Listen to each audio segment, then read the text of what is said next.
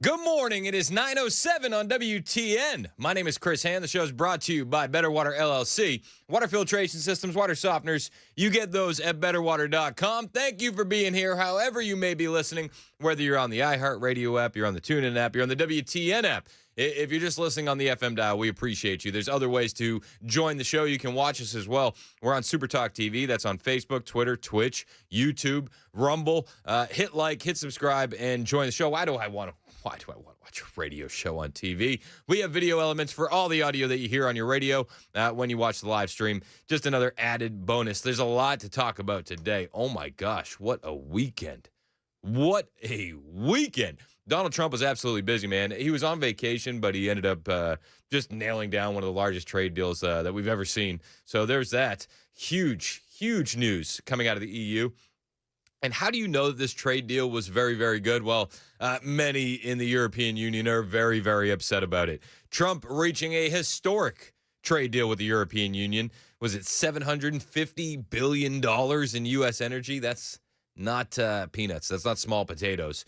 President Trump announced that sweeping trade agreement with the European Union on Sunday, setting a baseline 15% tariff on European imports, including automobiles, while keeping existing 50% duties on steel and aluminum in place. As part of the deal, the EU has also committed to purchasing $750 billion in U.S. energy products. Massive, massive. Now, a lot of people are like, well, what did Europe give up? Nothing. We didn't give up anything for Europe, actually. Europe understood that they needed to balance some things out with us. This is Donald Trump announcing the deal yesterday. Is going to agree to purchase from the United States $750 billion worth of energy. $750 billion worth of energy. They are going to agree to invest into the United States $600 billion more than they're investing already. So they're investing a large amount of money. You know what that amount of money is. It's very substantial, but they're going to invest an additional $600 billion. They're agreeing to open up their countries to trade at zero tariff. So that's a very big factor. Opening up their countries, all of the countries will be opened up to trade with the United States at zero tariff. And they're agreeing to purchase a vast amount of military equipment. We don't know what that number is, but it's the good news is we make the best military equipment in the world, so sort of you have to do that, I mean. Yeah, I mean, it's kind of baked into the cake. But this is a massive, massive deal. So we got energy, we got tariffs, we got a lot of money coming in from the European Union. The EU will purchase $750 billion in U.S. energy. Let me just say that one more time. $750 billion in U.S. energy, while also investing $600 billion into America on top of existing investments. Additionally, EU countries will be setting tariffs on U.S. goods at 0%. And Europe agreed to purchase a vast amount of military equipment. They don't know what the number is on the military equipment. We'll find that out down the line. But even more so, the EU is going to continue to pay a 15% tariff rate to import products into the U.S., all the way from automobiles to other goods. Massive. Massive. It doesn't seem like the U.S. gave up anything in this negotiation. And when it was all said and done, the European Union president, commissioner, she thanks Donald Trump. It's like they come in, they bend the knee, and then they say, thank you, sir, for the opportunity to bend this knee to you. It's been great. I want to thank President Trump personally for his personal commitment and leadership to achieve this breakthrough. He's a tough negotiator, but he is also a deal maker. Yeah, and the deal was made. Again, some Europeans are very upset about this. Fuming, yeah, you could say, irate. Not one concession from the American side, said the former Prime Minister of Belgium, Guy Verhofstadt. The EU-U.S. deal is scandalous, a disaster. That's how you know we won. That's how you know. That's how you know.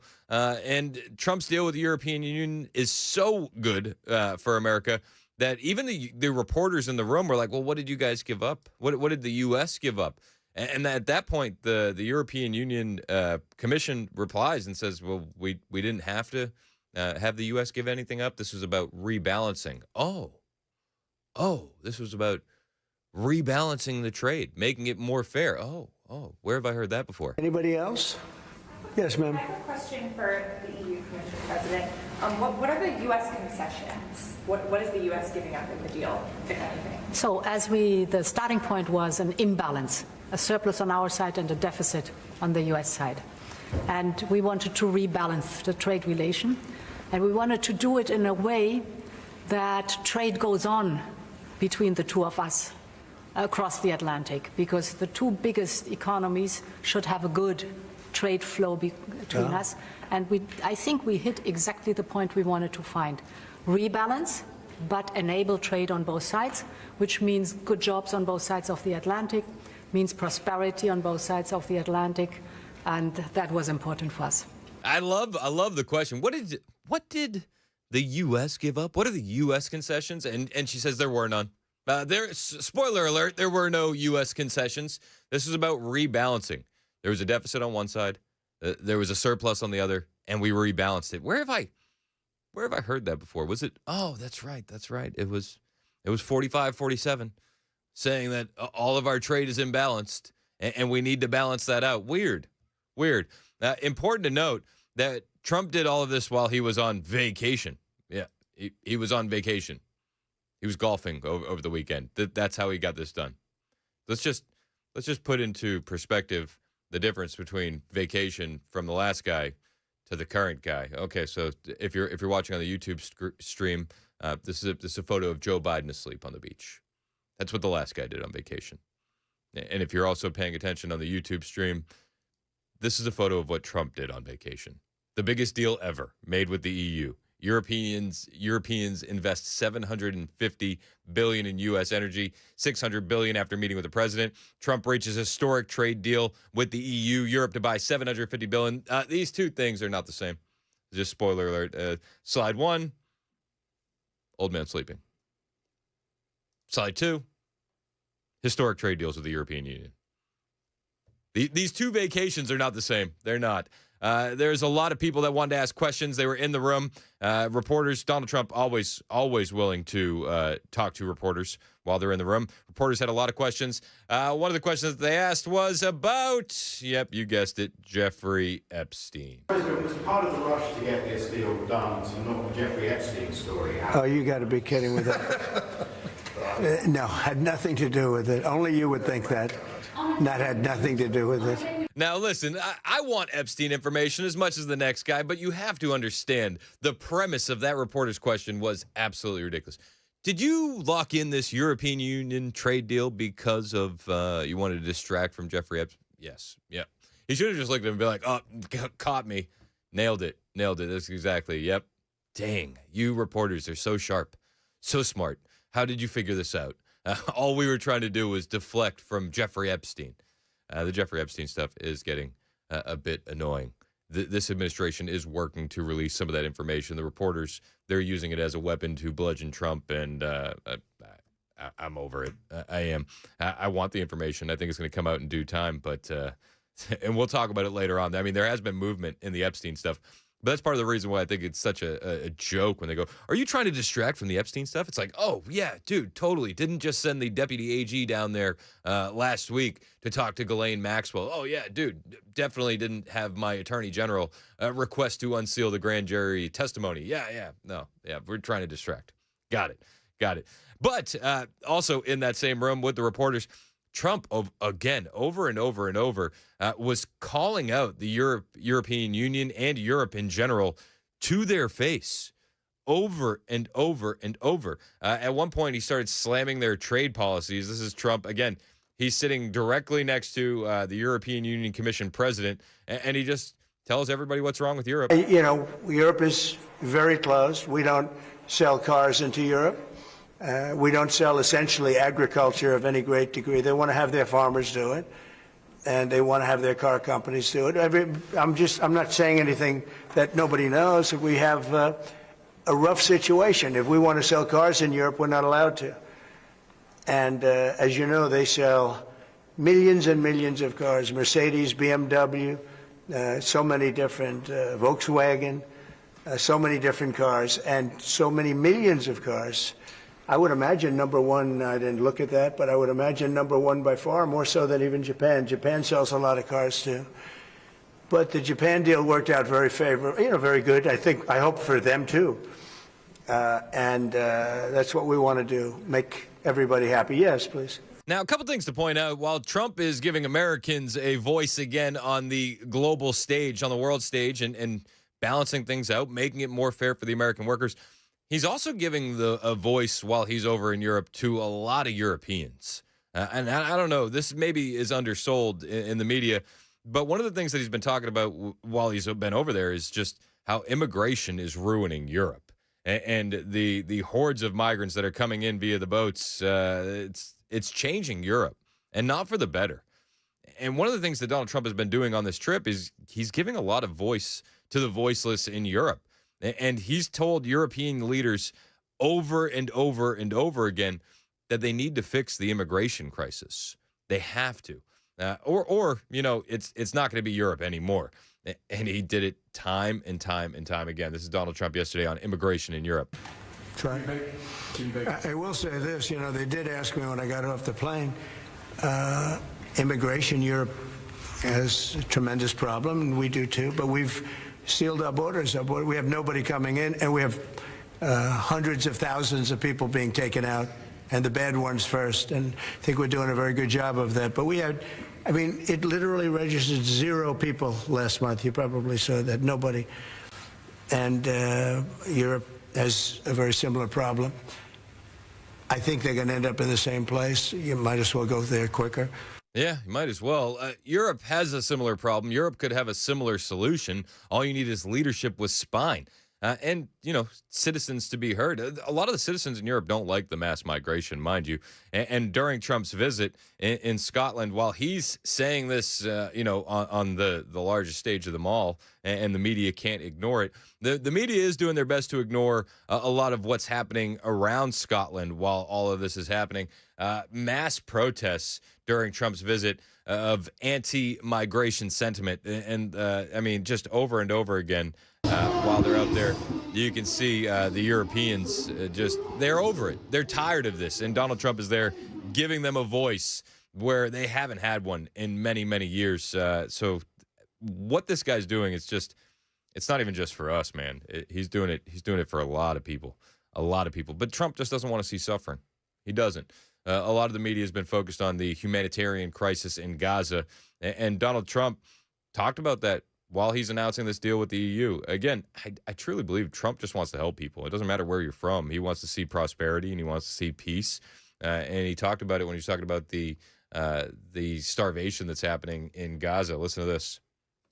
2 weeks ago for food for Gaza. And nobody acknowledged it. Nobody talks about it. And it makes you feel a little bad when you do that. And, you have other countries not giving anything. None of the European countries, by the way, gave. Nobody gave but us. And nobody said, gee, thank you very much. And it would be nice to have at least a thank you. And I took a lot of heat. When I do that, a lot of people aren't happy about that because they say, well, why are we doing it and nobody else? But I think we had a humanitarian reason for doing it. What's going to happen? I don't know. I can tell you that Hamas, as I said, would happen at the end. We've gotten back a lot of hostages, a tremendous number of hostages, most of them. Need more. Now we have dead hostages, and the mothers want them back, and we have 20 people. So Trump, listen, even with everything going on, he wants to smooth things over in the world, and he gets a little bit frustrated. They're talking about Gaza. He's like, we sent a lot. We sent a lot. Nobody covers it. No, of course not, because that would maybe make Trump look good to some leftists. They can't have that. Meanwhile, Donald Trump, again, he's on vacation over the weekend, and he's working his tail off, talking about peace deals between Cambodia and Thailand. We're talking about just unbelievable amount of work. This is while he's on vacation, and he met with Keir Starmer this morning, the Prime Minister of England. We'll bring you that audio on the way as well. It's 9:22. This is Super Talk 99.7 WTN.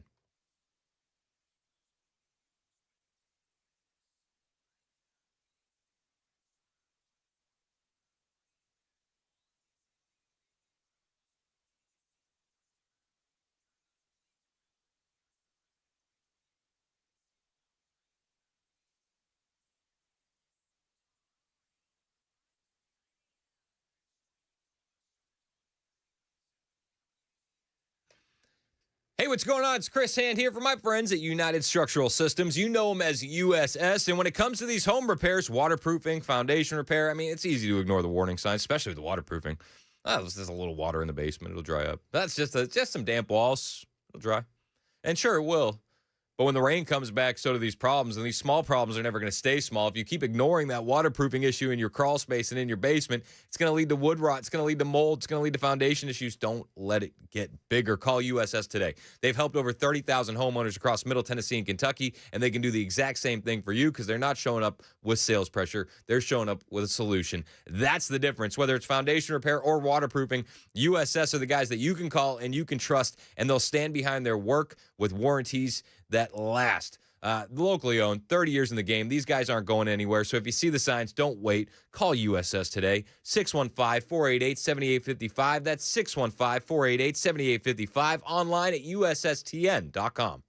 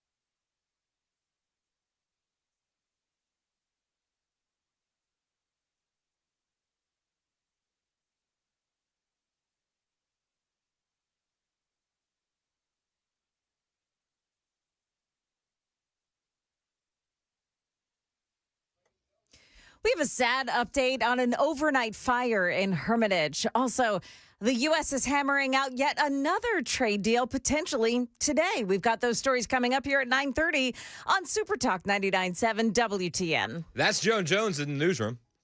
My name's Chris Hand. Show's brought to you by Better Water LLC. Water filtration systems, water softeners, betterwater.com. Yeah, I mean, you got to get the trade deals in. You got to. August 1st is coming up quick. Coming up fast. This is a big one they're working on today. Ooh, yeah, the big one. It's the big one? Yeah. Is this China? Oh, we're come talking about? on. Yeah. We're talking about, Yeah. that's the one. That's the one. Well, you got to get the deals in. Howard Lutnick saying yesterday on Fox News, August 1st is going to be here before you know it. Here. Okay, August 1st, that deadline is coming within a matter of days. Will there be any more grace period, any more extensions, and what deals are closest to getting done at this point? Okay, so no extensions, no more grace periods. August 1st, the tariffs are set.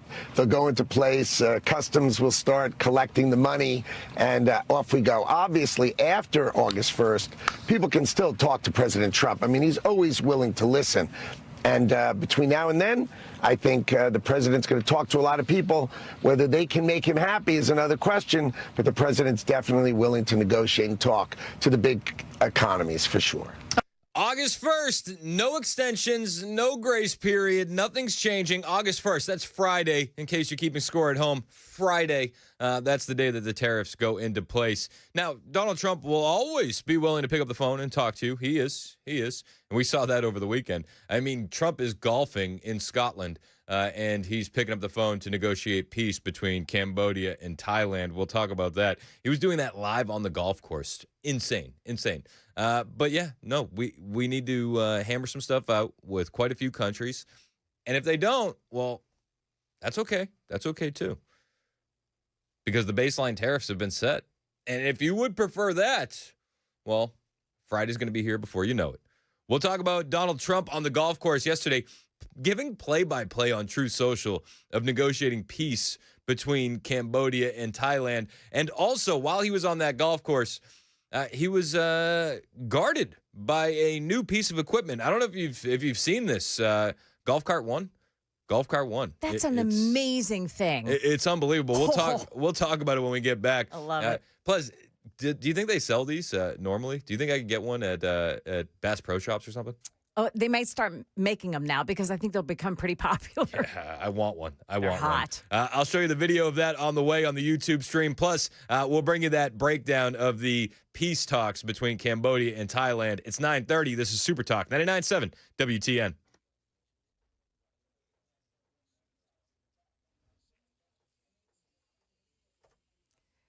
Good morning. I'm Joan Jones with your top stories, and we begin with the Nashville Fire Department now updating and confirming that 2 4-year-old children died in a house fire in Hermitage this morning. Crews had responded overnight to a home on Arbor Point Way for reports that the back deck of that home was on fire. It spread quickly to the roof and consumed the house. The cause of that fire is not yet determined. The Trump administration got their trade deal with the European Union, announcing the agreement from President Trump's new golf course in Scotland yesterday. The president says the EU, which is made up of 27 countries, agreed to buy $750 billion in energy from the U.S., as well as a large amount of military equipment, and invest $600 billion more than they're already investing. Trump says other countries now have just 5 days to come to the table. The deals all start on August 1st. If no agreement is reached, South Korea will be hit with 25% tariffs, South Africa 30%, Myanmar and Laos 40%. That's ABC's Rachel Scott. Meantime, Treasury Secretary Scott Bessent is meeting with Chinese officials in Stockholm, Sweden today for another round of trade talks ahead of an August 12th deadline for steep tariffs on goods from the U.S. and China to go into effect.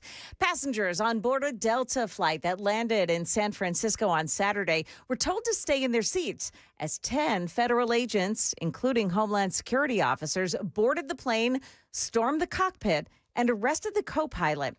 Fox News is reporting that he was arrested on charges of child sexual abuse material. But at least one passenger told the San Francisco Chronicle that it was, quote, rage-inducing to see someone being disappeared. That is the latest news. We've got weather up next. I'm Joan Jones, WTN News.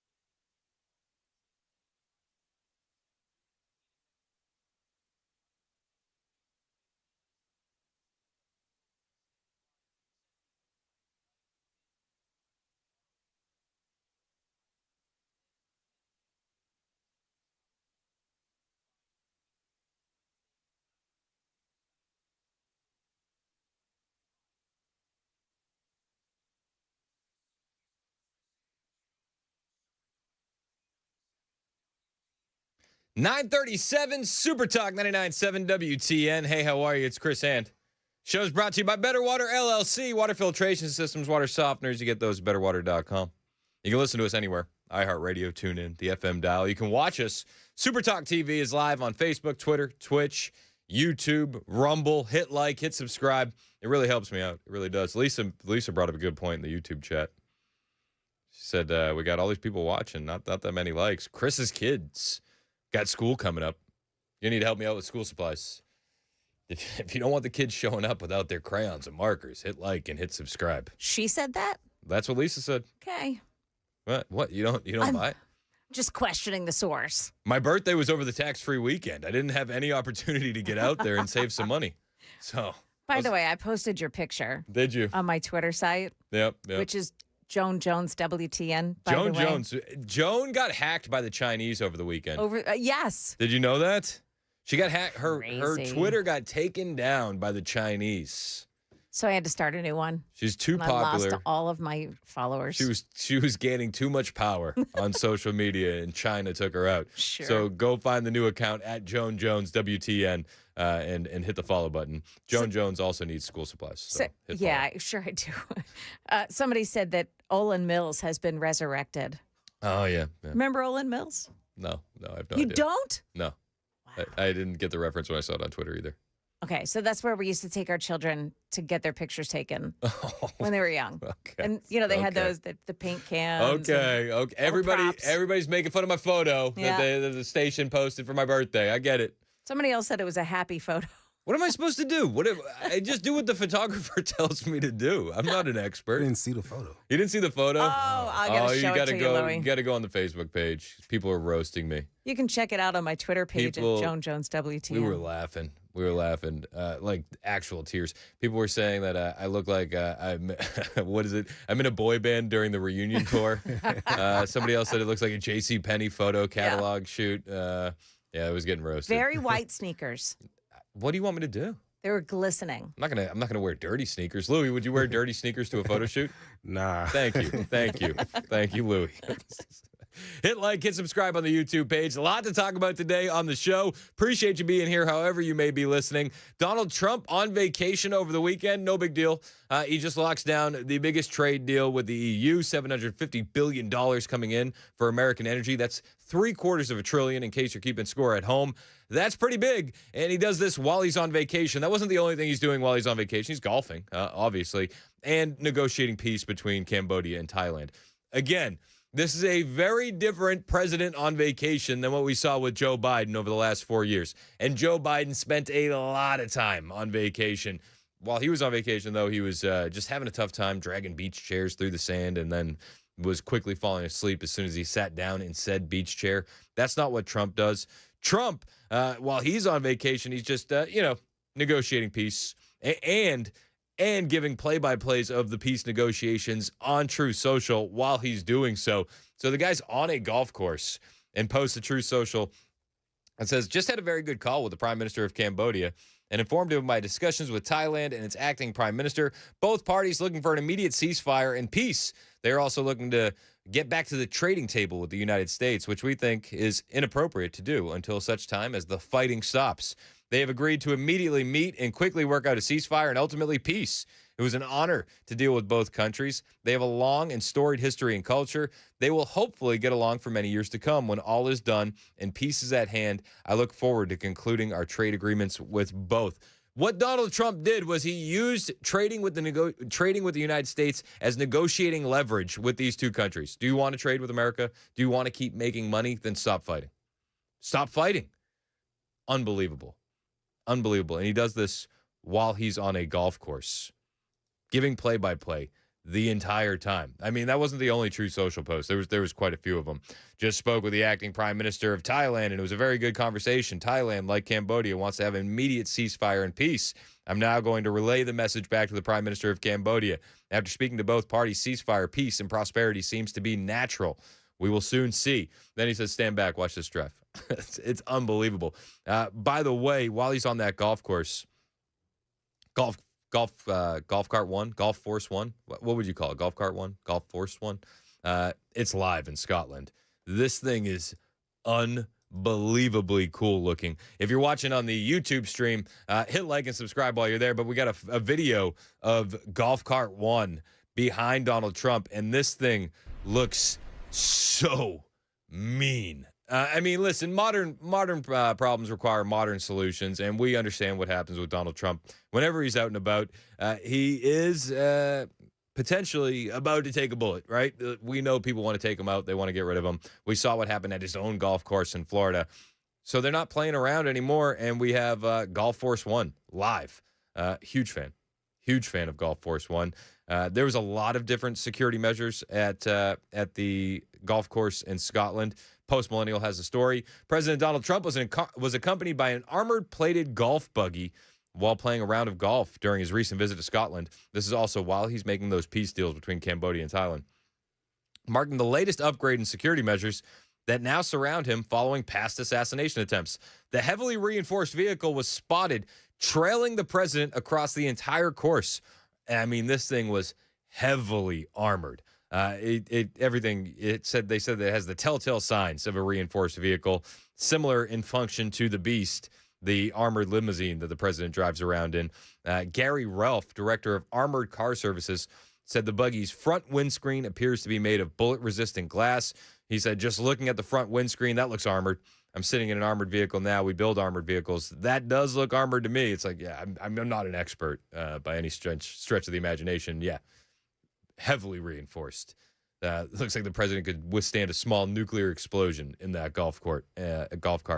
They say the enhanced precautions come roughly a year after Trump survived the assassination attempt in Pennsylvania, with another failed attempt taking place at the golf course just 10 months ago. Spokesperson for the U.S. Secret Service declined to comment on the specific nature of the vehicle or other protective tactics, stating only the U.S. Secret Service employs a variety of tools and resources to safeguard our protectees. In order to maintain operational security, the Secret Service does not discuss the specific means and methods used to conduct our protective operations. But again, the videos are all out there.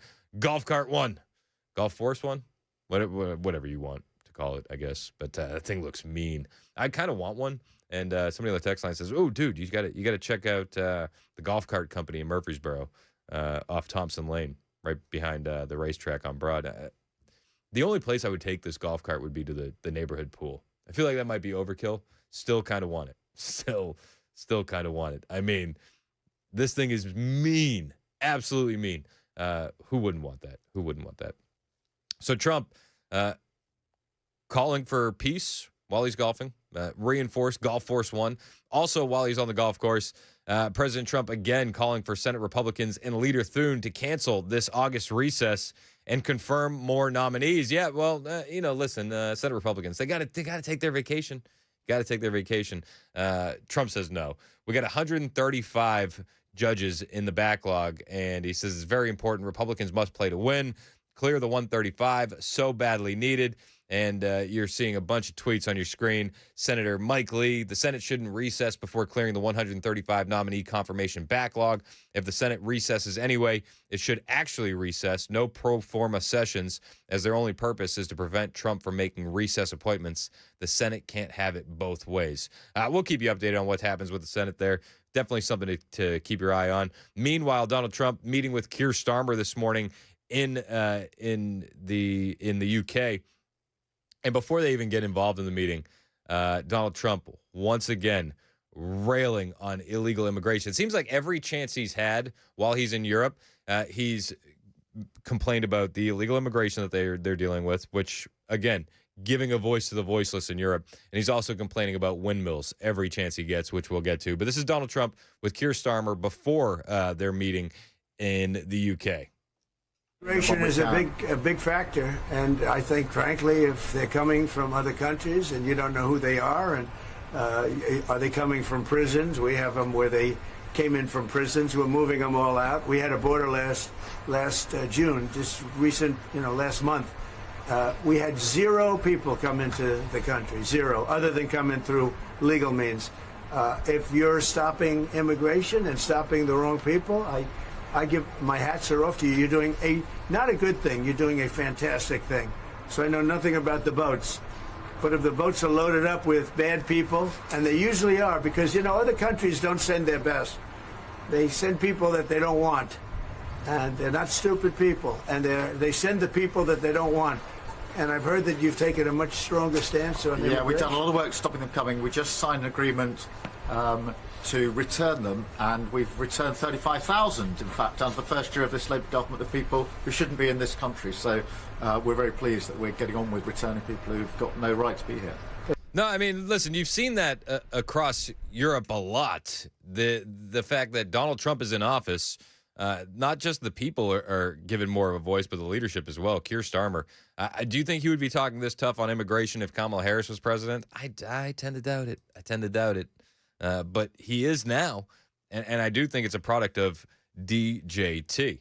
And how could you argue with that? That's great. As somebody that loves this, I love this country. My mother was born in, as you know, my mother was born in Scotland, and it's an incredible place, a beautiful place. And if that be the case, I congratulate you. That's exactly, because, you know, Europe is a much different place than it was just 5 years ago, 10 years ago. True.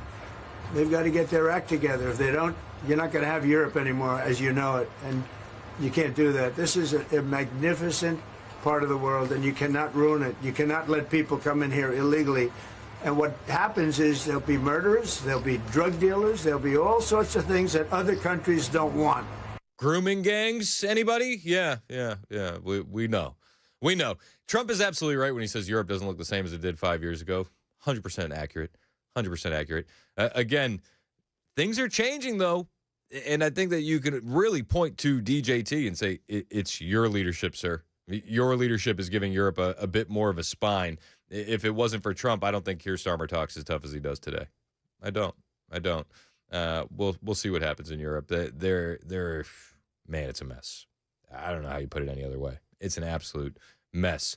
Once they get inside the meeting, Donald Trump, Keir Starmer talking about a range of things. First topic of conversation was that peace deal that was struck in between putts on the golf course there in Scotland between Cambodia and Thailand. Donald Trump giving a play-by-play on how he broke it down on True Social and kind of giving a recap with Keir Starmer during their meeting. And he says, guys, really the quickest way to get to a peace deal, it's trade, and that's what I did. We have some good news because the recent war that you just saw, they just announced, I see, the newest of the 5, now this would be 6 that we've stopped. I've stopped 6 wars in the last, I'm averaging about a war a month. But the last 3 were very close together, India and Pakistan and a lot of them. Congo was just, and Rwanda was just done. But you probably know, I won't go into it very much because I don't know the final numbers yet. I don't know. Numerous people were killed, and I was dealing with 2 countries that we get along with very well, very different countries from certain standpoints. They've been fighting for 500 years, intermittently, and we solved that war. You probably saw it just came out over the wire, so we solved it through trade. I said, I don't want to trade with anybody that's killing each other, so we just got that one solved. And I'm going to call the 2 prime ministers who I got along with very, very well and speak to them right after this meeting and congratulate them. But it was an honor to be involved, and that was going to be a very nasty war. Those wars have been very, very nasty. So we've done a lot of good work. We've had great support from the prime minister anytime we needed help, anytime we needed any form of support. You've been there. We appreciate it very much. Again, Trump giving Keir Starmer his flowers while he breaks down those peace deals. I was talking last night with the wife, and we, 6 months, 6 wars ended. He's averaging about a war a month, which is it's hilarious, but it's also unbelievably amazing. The Rwanda-Congo war, was it like 7 million people died?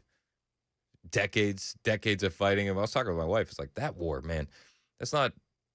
You're not using drones. No, you're using machetes. It's a messy one. That's a nasty one. But Trump, president of peace, and he does it through strength. It's unbelievable. They talked about a lot more things during this meeting with Keir Starmer. Russia came up, and so did Jeffrey Epstein. We'll talk about Jeffrey Epstein. Donald Trump, once again, calling it a hoax, saying people don't buy it. I'll tell you why I'm coming around a bit on that. Hindsight's always 20/20. It's always 20/20. We'll dive into that a little bit more on the way. 9:51, this is Super Talk, 99.7 WTN.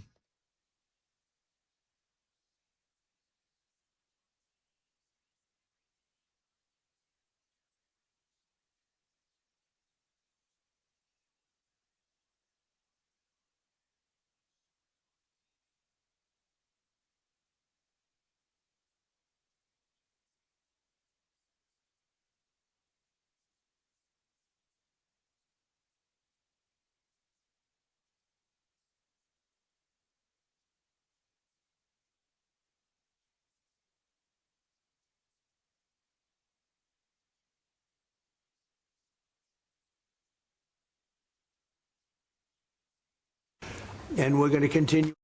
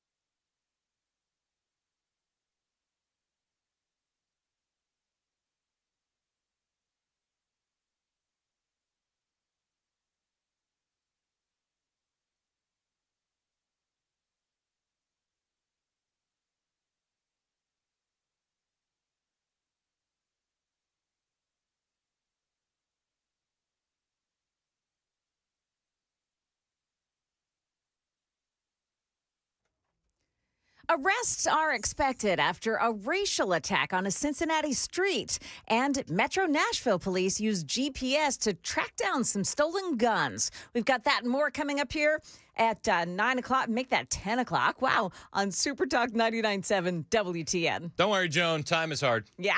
Super Talk 99.7 WTN. I'm Chris Hand. Show's brought to you by our friends at Better Water LLC. Water filtration systems, water softeners, betterwater.com.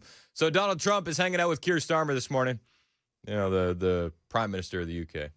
And a couple questions were asked before they got into their big meeting. One of them was about free speech. Donald Trump, he's like, you're asking me about free speech? I think you actually want to talk to this guy, and he points to Keir Starmer. Speech today. Well, free speech is very important. I don't know if you're referring to any place in particular. Perhaps they are, but We've had free speech for a very, very long time here, so we're very proud about that. Oh, have you? That's interesting. That's interesting, sir, because I know that individuals in your country get knocks on the door about their Facebook pages. Yeah, weird. You can actually get longer in prison for a Facebook post than you can if, I don't know, you're a Muslim guy and you rape a young British girl. It's weird. Many such cases. But this was not the last time they talked about free speech. During their sit-down meeting, a reporter from GB News informed Trump on live TV there that Keir Starmer now has new powers in England to censor Truth Social. Listen to this. And Keir Starmer starts sweating bullets as this comes up. Listen. For social media sites, there are new powers here to censor your site, state-mandated powers. To censor my site? To censor your site and Twitter Truth? and Facebook. I mean Truth. Is that okay? Well, I don't think he's going to censor my site because I say only good things. Will you please uncensor my site? Yeah, we're not censoring anyone. We've got some measures which are there to protect children. Sub-measures. In particular from sites like suicide sites. We've had too many cases in the United Kingdom of young children taking their own lives, and when you look through their social media, they've been accessing sites which talk about suicide and encouraging, if you like, children down that road, and that is what we want to stop. There's nothing about censoring free speech. But that treats all adults like children. This country is the proud. But that can treat all adults like children. Free speech in this country has been for a very long time. We're very, very proud. I mean, listen, I'm a huge fan of Keir Starmer being called out by his own press because of the lack of free speech in England. I'm a huge fan of Donald Trump being the guy that brings that conversation to the front. It's awesome. It's awesome. They talked about it a lot more. Epstein came up. We got all the highlights on the way. 10 o'clock. This is Super Talk 99.7 WTN.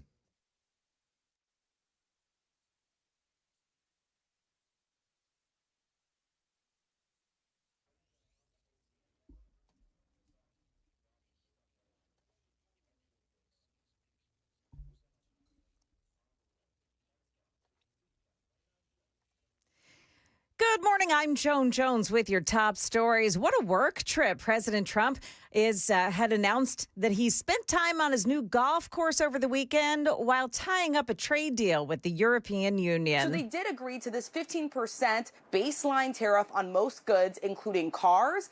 And then also the president's priority here was really trying to even the score, especially with the European Union, the United States having this trade deficit. And so ultimately, the European Union has now agreed to invest more money in energy, also $600 billion more than they were previously investing as well, in addition to purchasing some military equipment too, though the president said those details are still being figured out. ABC's Rachel Scott now at a press conference about that trade deal this morning. President Trump said that he will reduce the 50-day deadline that he gave to Russian President Vladimir Putin to reach a peace deal with Ukraine. I'm going to make a new deadline of about 10 or 12 days from today.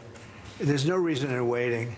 It's 50 days. I want to be generous, but we just don't see any progress being made. The president saying that at the end of that time period, he'll impose new sanctions along with secondary tariffs on Russia.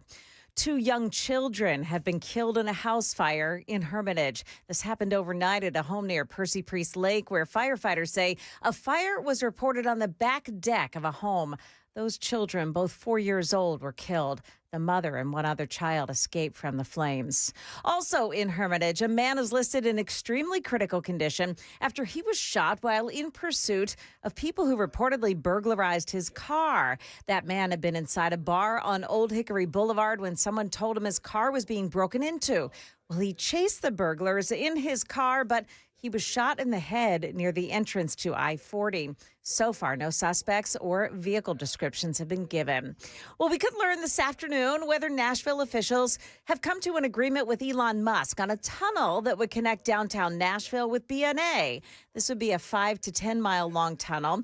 Those in favor say that it would help to solve traffic issues because the airport has set passenger records year after year. But Elon has his detractors. Elon Musk is an absolute grifter and scammer. And that's State Representative Afton Bain. She says it would cost too much, and she thinks Musk is only trying to build an empire. In Nashville, a GPS tracker led police to some stolen guns this weekend. Those guns stolen from a car on 6th Avenue North early Sunday morning. The tracker had been placed with the victim's belongings. Well, they were able to find those stolen goods at Fallbrook Apartments on Delway Villa Road a few hours later. Now, along with the guns, police turned up some stolen credit cards, cocaine laced with fentanyl, and a total of 10 handguns. 2 men have been arrested. That is the latest news. We've got weather up next. I'm Joan Jones, WTN News.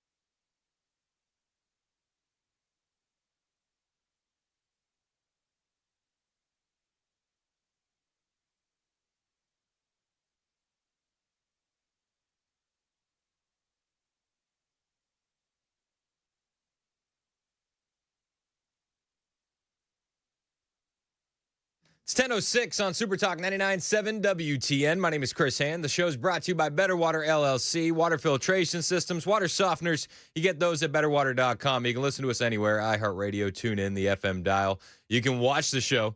Super Talk TV is up live, Facebook, Twitter, Twitch, YouTube, Rumble. Hit like, hit subscribe. We appreciate it when you do so. School's coming up. My birthday was over the tax-free weekend. I missed all the sales. So if you want the kids to have school supplies, Gonna need you to hit like and subscribe, Please do. Appreciate it. So last week we were talking about the Epstein files. We've been talking about the Epstein files. You know that. But we left Donald Trump before he was heading to Scotland, and Trump said he'll give us a list. Do you remember this? Well, I don't want to talk about that. What I do want to say is that Todd is a great attorney, but you ought to be speaking about Larry Summers. You ought to be speaking about some of his friends that are hedge fund guys. They're all over the place. You ought to be speaking about Bill Clinton, who went to the island 28 times. I never went to the island. Do you maintain you did not write a letter for Jeffrey Epstein's birthday? I don't even know what they're talking about. Now, somebody could have written a letter and used my name, but that's happened a lot. All you have to do is take a look at the dossier, the fake dossier. Everything's fake with that administration. Everything's fake with the Democrats. Take a look at what they just found about the dossier. Everything is fake. They're a bunch of sick people. Where did you see the people laying outside? Everything is fake. They're a bunch of sick people. I'll give you a list. That was Donald Trump again. This was on Friday morning. The comments come from Trump, although not directly referring to what people have speculated as a Epstein client list, but he says, I'll get you a list. You should be talking about Clinton. You should be talking about Larry Summers. You should be talking about the Harvard president. Trump, he's pissed. I mean, let's be perfectly honest. He's not happy about this. He thinks it is distracting from his wins. You can make the argument for that. You can make the argument that it was an unforced error by Pam Bondi that started this whole thing. Absolutely. Absolutely. But you can't make the argument that the Trump administration isn't doing anything about it now. I think that's a clear focal point. Like, a lot of people are saying, oh, he announced the EU trade deal as a distraction from the Epstein files. It's like, no. They've been trying to unseal that grand jury testimony. We understand what happened in Florida. It doesn't apply to New York. We're still waiting to hear on New York. We understand that the Deputy AG, Todd Blanche, was sent to interview Ghislaine Maxwell just over the weekend. And I guess the interview went well. There are some discussions about limited immunity during these interviews, so that way they can get some names out of Ghislaine Maxwell. You can make the case that Ghislaine Maxwell isn't going to be an honest witness and that she's only looking out for herself, sure. But the reports coming out of the meeting sound pretty good. Ghislaine Maxwell, the former partner of Jeffrey Epstein, was granted limited immunity by the U.S. Department of Justice ahead of a pair of lengthy interviews with Deputy Attorney General Todd Blanche earlier this week. According to an exclusive report from ABC News, Maxwell is currently serving 20 years following her 2021 conviction on sex trafficking and related charges. She met with Blanche for a total of 9 hours over 2 days. The interviews, described by her legal team as thorough and comprehensive, come at a politically volatile moment as the Trump administration faces mounting calls from its supporters to shed light on the full extent of Epstein's network and connections. This was as thorough a comprehensive interview by the Deputy Attorney General. Maxwell's attorney, David Oscar Marcus, said in a statement to News Nation on Friday, "No person and no topic were off limits. We are very grateful. The truth will come out." They do have a second meeting planned, and while they've discussed limited immunity during the interviews, Donald Trump was asked directly about a pardon, and he said, I'm allowed to give her a pardon. No one has approached me with it. No one has asked me about it. It's in the news. Right now, it would be inappropriate to talk about it. We'll wait and see what happens there. I don't think she's going to get a full pardon, though you do have to understand, in a lot of these cases, it's tit for tat. It's quid pro quo. If I'm going to give you something, I'm going to want something off. And you can make the argument. You can make the case that Ghislaine Maxwell is worried about Ghislaine Maxwell. Totally understand that. And even me personally, not sure what credibility she has. But that being said, it's a massive topic. They were talking about it this morning during the meeting with Keir Starmer and Donald Trump in the UK. That's such old history. Very easy to explain, but I don't want to waste your time by explaining it. But for years, I wouldn't talk to Jeffrey Epstein. I wouldn't talk because he did something that was inappropriate. He hired help. And I said, don't ever do that again. He stole people that work for me. I said, don't ever do that again. He did it again. And I threw him out of the place, persona non grata. I threw him out, and that was it. I'm glad I did, if you want to know the truth. And by the way, I never went to the island, and Bill Clinton went there supposedly 28 times. Now, if you're watching on Super Talk TV, I'd like you to take a quick look at Keir Starmer, who is sitting directly to the left of the president. Very uncomfortable. You can understand why. I mean, hell, the prince of your country had all of his royal titles stripped of him because of his association with the notorious pedophile Jeffrey Epstein. Keir Starmer, he looks really uncomfortable. I never went to the island, but Larry Summers, I hear, went there. He was the head of Harvard. And many other people that are very big people. Nobody ever talks about them. I never had the privilege of going to his island. And I did turn it down, but a lot of people in Palm Beach were invited to his island. In one of my very good moments, I turned it down. I didn't want to go to his island. Yeah. I mean, again, if they had any dirt on Donald Trump when it came to the island, I think we would have seen it a long time ago. How could we expect it to have happened any other way? They tried to put him in jail. They tried to bankrupt him. They tried to kill him. Nothing would have leaked out. I don't think Donald Trump is implicated in these Jeffrey Epstein files. Donald Trump said when it comes to the Epstein files, though, maybe the Democrats planted something in the Epstein files. And you can understand why you'd be nervous. You can. I mean, again, after all the things I listed off, do you really think that planting something about Donald Trump in the Epstein files would be beyond the Democrats? I don't. Again, if they had, I think it would have leaked out by now. But this is Donald Trump earlier this morning. On the Epstein files, or your name has not appeared in the Epstein files. But doesn't the AG have to tell you if your name... Well, I haven't been overly interested in it. You know, it's a hoax that's been built up way beyond proportion. I can say this, those files were run by the worst scum on earth. They were run by Comey. They were run by Garland. They were run by Biden and all of the people that actually ran the government, including the auto pen. Those files were run for 4 years by those people. If they had anything, I assume they would have released it. The whole thing is a hoax. They ran the files. I was running against somebody that ran the files.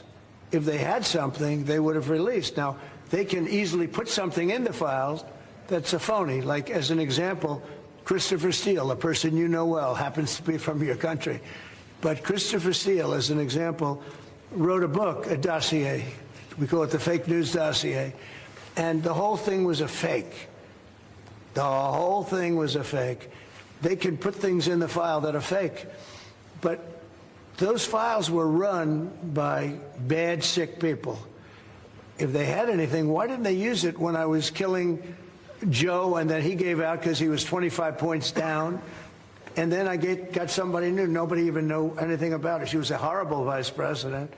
She was a border czar, but she never went to the border. She never once called a border patrol agent to find out how we're doing. But she was the border czar. Her name was Kamala. Nobody knows her last name. It was Harris. But nobody knew her last name. So I ended up, how would you like to end up in a race where you're killing somebody, you're beating him, and then they say, all right, we'll take him out. He's not working. Let's put somebody else. And then she had a 6-week honeymoon. It was amazing. They predicted she would have a 6-week honeymoon, and she did. And then she got slaughtered. But think of it. Those files were run by these people. They were run by my enemy. If there was anything in there, they would have used them for the election. 100%. 100%. Again, Donald Trump, if there was anything in those files, they would have used it against me. Yes. Is Donald Trump mentioned in the files? I am certain. You know, listen, you can go back to Virginia Giuffre's testimony. That's been released. You can find it online. Did Donald Trump harass you? Did Donald Trump flirt with you? No. No. Guess what? That means Donald Trump is in the files. That line of questioning right there, he's in the files. Yeah. Is he implicated in the files? That's the key. That's the key thing. I don't believe so. And much like the president said, if he had been, they would have leaked it a long time ago. Now, he's been calling it a hoax, and everybody says, what's the hoax?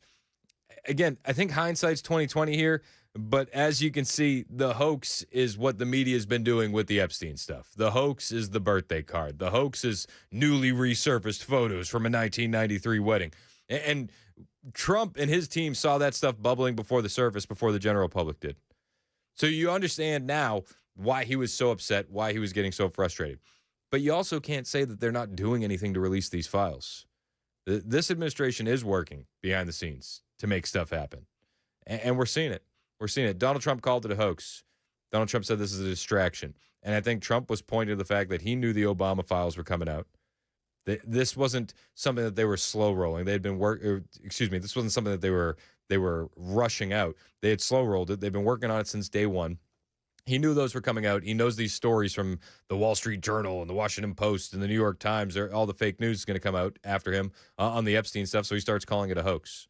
The Obama stuff is not going away, by the way. The mainstream media can bury their heads in the sand as much as they want because they're implicated in the Obama files, but it's not going away. Over the weekend, I don't know, did you see this? Trump on True Social posted a photo of him and J.D. Vance, and they're chasing Obama, except Obama's in the white Bronco for OJ, and behind him is the police cars, and it's Obama and J.D. Vance. He used a meme version of J.D. Vance. If you're watching on the stream, you're seeing it. It's glorious. These files aren't going away. Tulsi Gabbard took some time over the weekend and fired back against Barack Hussein Obama and the statement that he put out that all of this is just fake news and don't pay attention to it. She went on Fox and Friends on Sunday morning, Tulsi Gabbard did, and said, no, Obama, you're missing it. You can push back, but we're going to continue exposing the truth and the reality of what happened under your watch. So former President Obama's office responded to the documents that you've released, calling the bizarre allegations are ridiculous and a weak attempt at distraction. What is your response to the former president? They're doing the exact same thing that people like Senator Warner are doing. He was the head of the Intelligence Committee at the time. They would have to admit and actually address the details of their complicity in this, or their absolute failure in conducting the most basic responsibilities of, again, asking, where is this intelligence coming from? What are the sources? What proof do you have of these of this high confidence assessment? Remember, John Brennan and James Clapper at the time assessed, and James Comey, with high confidence that Russia aspired to help Donald Trump win the election in 2016, when there was no credible intelligence that actually reported that. So President Obama's very carefully worded response that came from his office, again, deflects away from addressing any of the truth that was revealed. Right. Senator Warner refuses to speak the truth about how one of our whistleblowers came forward and approached his office numerous times about what had actually occurred, how he wouldn't go along with this fake intelligence manufactured report, was sidelined because of it. And guess what? Senator Warner's office wouldn't even give the whistleblower an email address to send his evidence of this, the treasonous conspiracy that we have now released to the American people. So the complicity, the deflection, and the silence of politicians, of the mainstream media, and of those directly implicated into this speaks volumes. But are you shocked because of the silence? I think that's the main question. Does the silence actually shock you? It doesn't shock me at all. But again, I don't think this is going anywhere. Over the weekend, the mainstream media did their best to avoid this topic. ABC, CBS, NBC. You missed it if you blinked. Fox News did a great job covering it, though. They did. And we had CIA Director John Ratcliffe out there. We also had Devin Nunes out there making some great points. Devin Nunes going on TV and saying, listen, they raided Mar-a-Lago looking for Russiagate documents. We'll bring you all the highlights on the way. It's 10:21. This is Super Talk 99.7 WTN.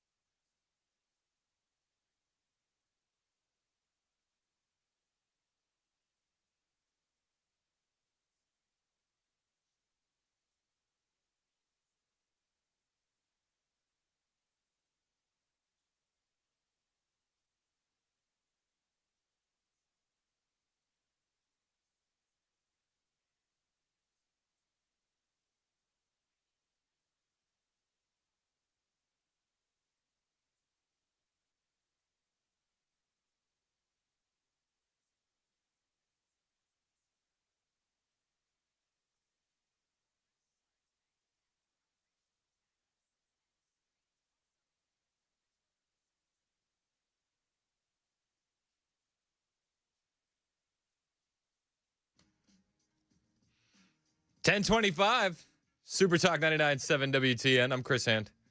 Show's brought to you by Better Water LLC. Water filtration systems, water softeners, betterwater.com. We got a lot to get to. Oh, my gosh. Did you see what happened with during this meeting between Donald Trump and Keir Starmer?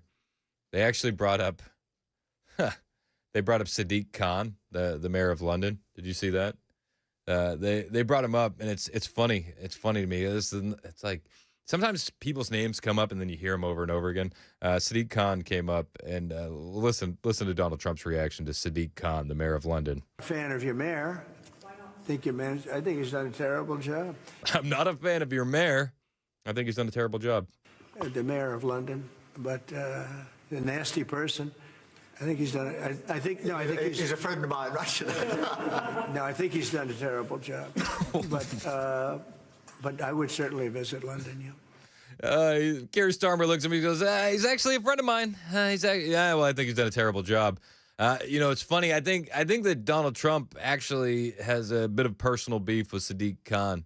And I think it's because Donald Trump sees what's happening in New York City with Zohran Mamdani, the socialist commie who is the Democrat candidate for mayor in New York City. See, it was just a couple days ago that we got news that Sadiq Khan, the terrible mayor of London, Fan of your mayor. I think he's done a terrible job. We just got news a few days ago that Sadiq Khan was sharing words of advice for New York mayoral hopeful Zohran Mamdani after the Democrat primary victory, where he beat Andrew Cuomo and a few other guys. Sadiq Khan was reelected last year as the London mayor for a historic third term, they say. Wide margin of votes got him that victory, 275,000. And they say the call between them was warm, collegial, and Mayor Khan had some words of advice. We don't want your advice. You've ruined London. The mayor of London, but the nasty person. I think he's done. I think he's a friend of mine, actually. No, I think he's done a terrible job. But I would certainly visit London. Yeah. Yeah, I think he's done it terrible. He's a friend of mine. He's a friend. He's done terrible. He's done terrible. Donald Trump not holding back during this press conference with Keir Starmer, just over and over again, telling everyone in Europe what's wrong with Europe. From windmills to immigration to Sadiq Khan. Again, Donald Trump, no reservations during this. No reservations at all. Now, with the Obama stuff, we were talking about this a little while ago. The Obama stuff's not going anywhere anytime soon. You have the mainstream media sticking their heads in the sand, and you can make the argument that the mainstream media over the weekend ignored the story because of their complicity in the story. It wouldn't be a story if it wasn't for the mainstream media. Molly Hemingway went on Fox News with Bill Melugin over the weekend and made that exact case. This is Molly Hemingway yesterday. What happened when you go back to 2016 is the Obama administration hid intelligence showing that Russia's meddling in the 2016 election was no big deal. They suppressed that because they didn't want Donald Trump to know about it. Then they immediately began leaking to the Washington Post and to the New York Times false things that weren't true, the opposite, that Russia had conspired with Trump to steal the election. And the Washington Post and New York Times, when they were asked to publish these things that were not true, they just went ahead and did it. They took the word of John Brennan and other sources like that who had made these false claims. Then the Obama administration manufactures a completely fake intelligence assessment, again with this claim that Russia had conspired with Trump to steal the election, and they leaked that to the media as well. Well, when they were receiving these leaks, the media did whatever these people wanted. Yep. They pushed this absolutely delusional conspiracy theory for years. And now that we know that, and it was a fake story, now that we know the real story, and the real story is shocking. The Obama administration suppressed real intelligence, and then they manufactured fake intelligence for the purpose of undermining a legitimately elected administration. The media are hiding it. And why? Because they were complicit in the crimes that were committed. They can't very well report what actually happened because the whole conspiracy would have gone nowhere if the media hadn't been so willing to just republish these lies from Obama officials. She's not wrong. And the media has done their best all weekend long to bury their heads in the sand. Now, that doesn't stop some pretty big names from going out there and exposing more. You have Devin Nunes saying, guys, the Mar-a-Lago raid was for Russiagate documents. You have CIA Director John Ratcliffe indicating that indictments and potential prosecutions are coming for Brennan, Comey, and Clinton over the Trump-Russiagate conspiracy. I'll bring you all that audio on the way. It's 10:30. This is Super Talk 99.7 WTN.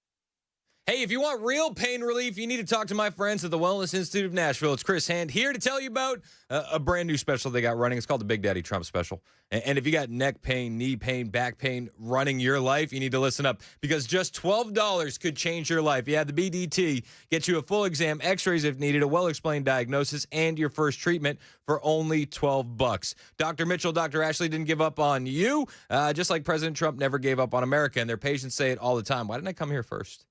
It probably would have been a good choice.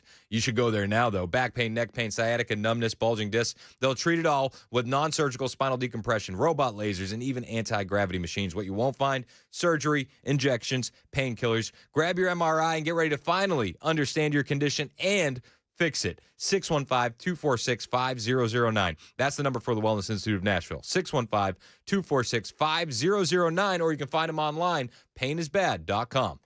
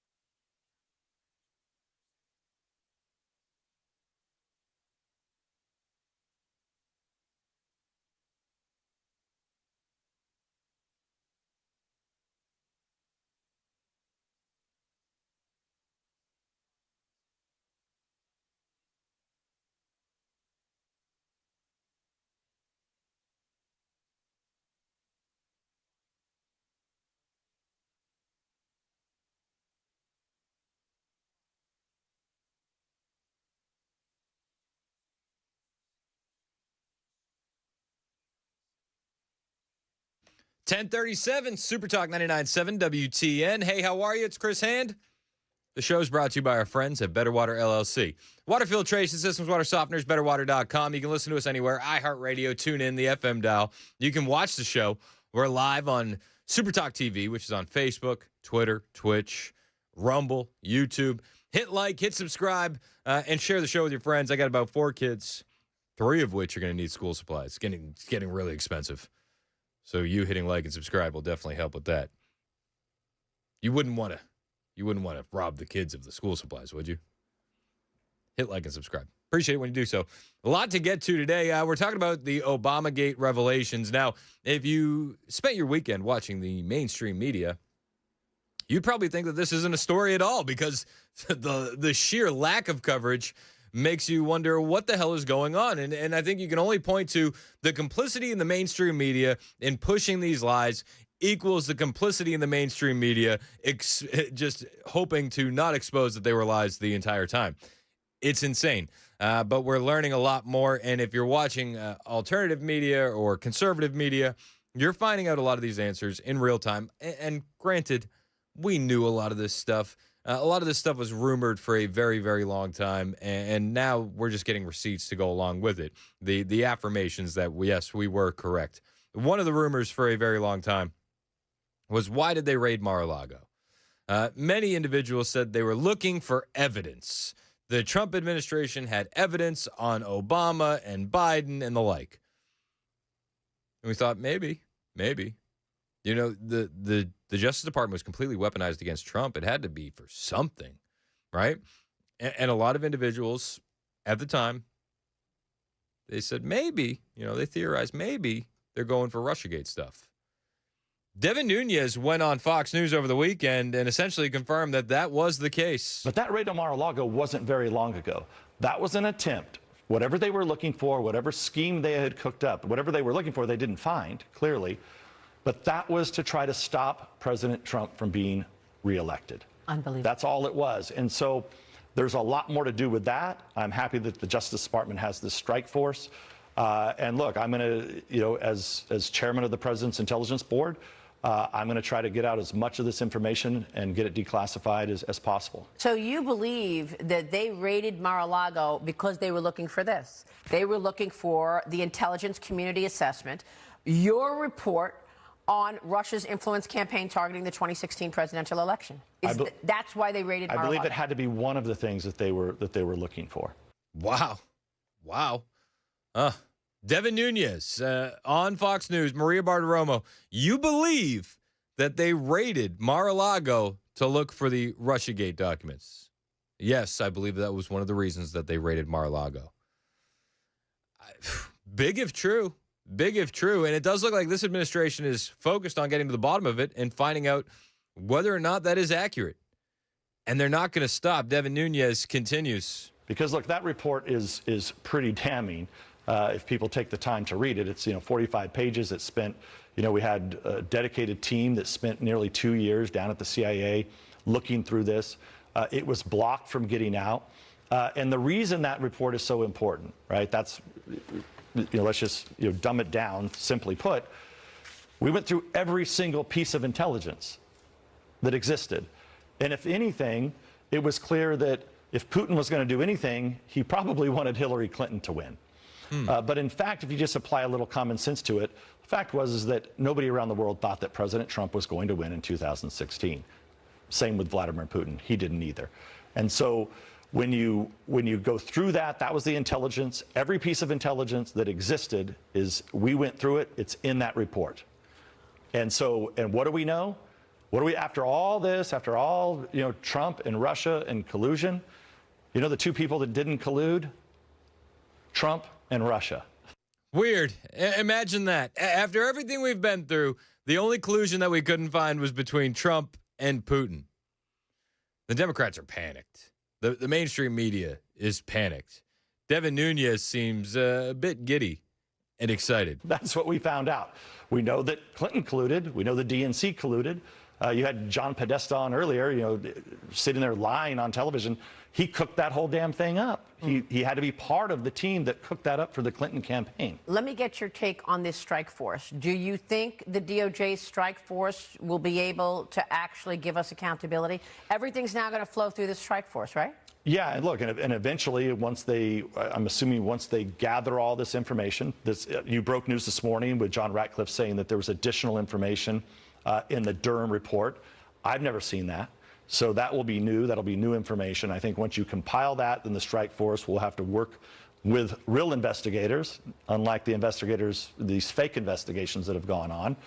So I'm confident that between the Trump Justice Department, working with Kash Patel and Bongino over at the FBI, they'll have a real team of people that will actually look at this in its entirety, get to the bottom of it, and then at that point, there's no question, John Ratcliffe, as you know, made criminal referrals. Don't forget, I made a dozen criminal referrals as chairman of the House Intelligence Committee.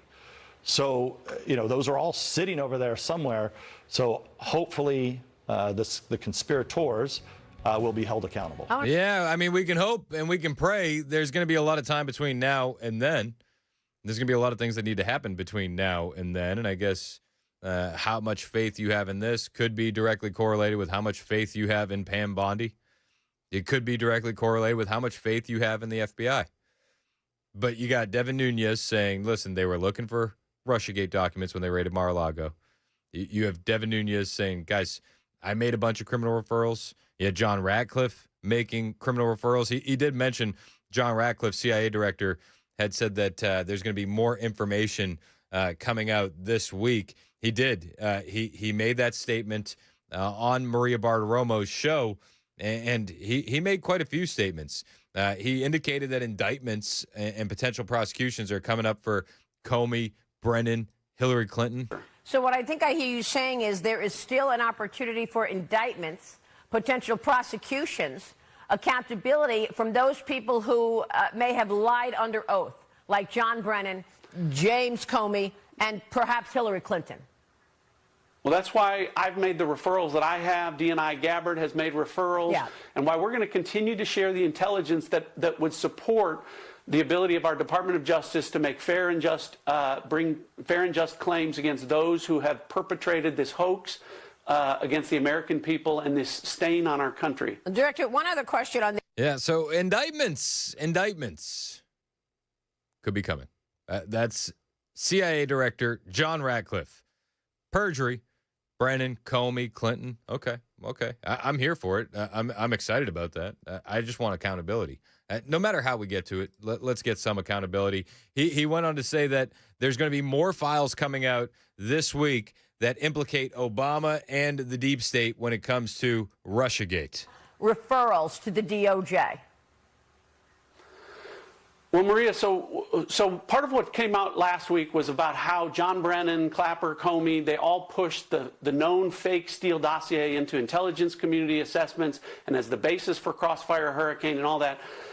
But what hasn't come out yet and what's going to come out is the underlying intelligence that I have spent the last few months making recommendations about final declassification and sent that to the Department of Justice that will come out in the John Durham report classified annex.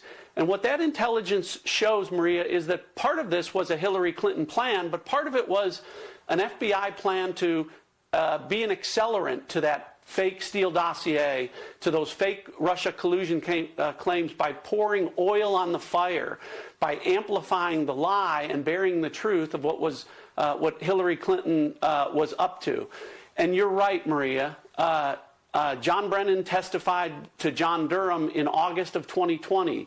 He also testified to the House Oversight Committee in 2022. Hillary Clinton testified before John Durham under oath in 2022. James Comey testified before the Senate committee in September 2020. All of that's within the last 5 years. And much of that testimony is, frankly, completely inconsistent with what our underlying intelligence that is about to be declassified in the Durham Annex, what that reflects. And more classified information coming out in the Durham Annex. Yeah. Whew. This is going to get crazy fast. And one of the things I want to point out is CIA Director John Ratcliffe there said, what we've been working on the past couple of months. Again, I think it's important to highlight this is not something that they're rushing out the door. This is something that they've been working on behind the scenes for quite a while. So, you know, Pam Bondi does have a strike force. It is a different Department of Justice, a different FBI, and an opportunity to look at how these people really did conspire to run a hoax, a fraud on the American people and against Donald Trump's presidency. And so coming forward, we understand that they did this, but now we need to understand how they did this. And I think that's why you see the left losing their minds over this, Maria, saying, why are you spending time? This is vindictive. You're going back. This is Donald Trump, you know, seeking retribution. It's not. Donald Trump's election by the American people was a statement, Maria. They said to everyone, we know what you did to Donald Trump, and we reelected him because we know this was all fake. We know it was a hoax. Now we want to understand how you did it so that it can't happen again. And that's what this declassification process that we're undergoing right now, what's going on, why it's so important, and why there can be accountability and preventability to prevent these same people that did it in 2016 with the Steele dossier, with the Hunter Biden laptop in 2020 from doing it again in the future. I'm excited and I'm hopeful. I do think that we might see some accountability here. And I'm taking it with a grain of salt, all the hope and all that. I know, because we've been here before. We've done this so many different times. Now, the Biden crime family, the Russia, we're going to get to the bottom of it, and then nothing ever happens. I get it. But I'm excited to see where this stuff goes. I'm excited to see where these investigations go. Now, I do know there's more reporting out there that deep state actors that were labeled conservatives, Republicans, might have some sweat coming down their brow this morning. Paul Sperry reporting that John Bolton, while he was President Trump's national security advisor, was handed a classified memo explaining how John Brennan fabricated the Trump-Putin collusion intelligence, but Bolton never briefed Trump on it. Again, that's per Paul Sperry.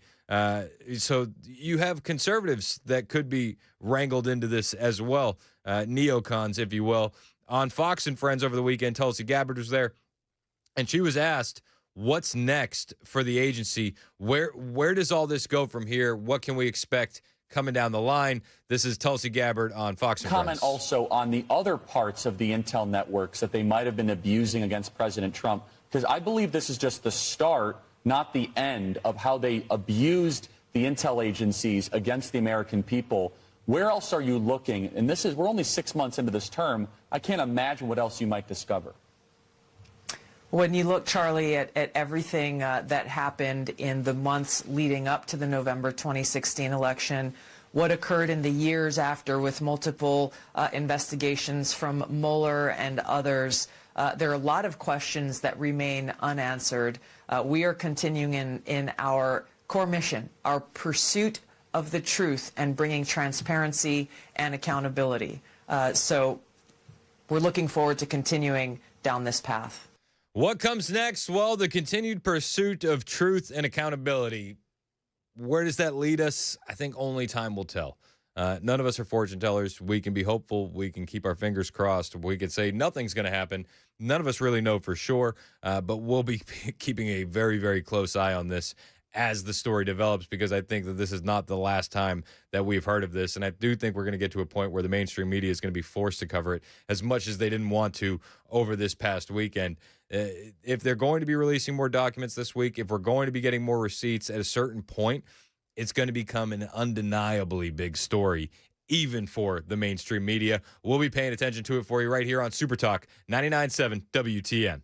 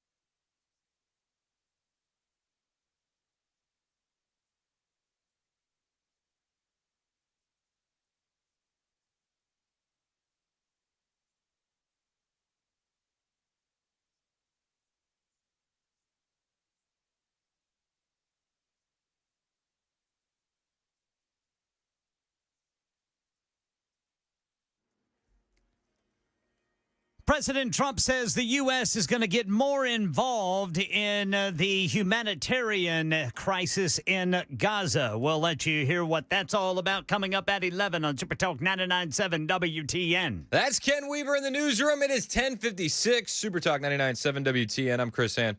Show's brought to you by Better Water LLC, water filtration systems, water softeners, betterwater.com. Does Brigitte Macron have a penis? Will anyone be held accountable after Tulsi's bombshell? And is Hunter Biden the most coherent Biden? We tackled all of those hard-hitting topics on the latest episode of Mostly Peaceful with Dan and Chris. That's available on the YouTube page. Just search for Super Talk 99.7 WTN. Hit like and subscribe while you're there. Also, if you're watching on YouTube, hit like and subscribe. We appreciate it. Got 4 kids, school supplies. It's expensive. One of the texters asked to see my new shirt that I got for my birthday. You like that? Can you see that on the YouTube chat? I got an alligator Alcatraz shirt. Very excited about it. Very, very fancy birthday gift. Got some weird looks at the Mexican restaurant when I wore it there. Probably won't do that again. Other than that, huge fan of the shirt. Did you check your food really closely? I did. I did. I got fajitas, so I felt pretty safe. I just stayed away from the salad. I walked in there. I was like, oh, immediately regret this decision. That's a bold adventure. Oh, awesome. Woo. Awesome. But we had an awesome weekend. And I do have some really good audio coming out of Alligator Alcatraz. Have you seen any of this? Mm-mm. So, well, the mainstream media is not going to cover Obamagate or Russiagate, Spygate, Gategate. So they had to fill some time. Right? You got to fill some time. So what they did over the weekend is they ran an entire segment dedicated to Alligator Alcatraz. And they had live callers from Alligator Alcatraz on the air. Listen, this is CNN. This is sad, hopeless. It's a type of torture.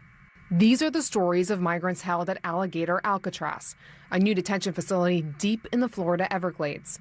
Alligator Alcatraz, maybe you've heard of it. Nobody likes being there, and we're supposed to feel bad?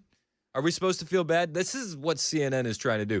Mind you, these are prisoners at a prison. CNN wants you to feel bad for them. Using a plan of the site shown during President Trump's visit and photos from media tours and social media, CNN created a 3D model to take you inside the site, where hundreds of immigrant detainees are being held.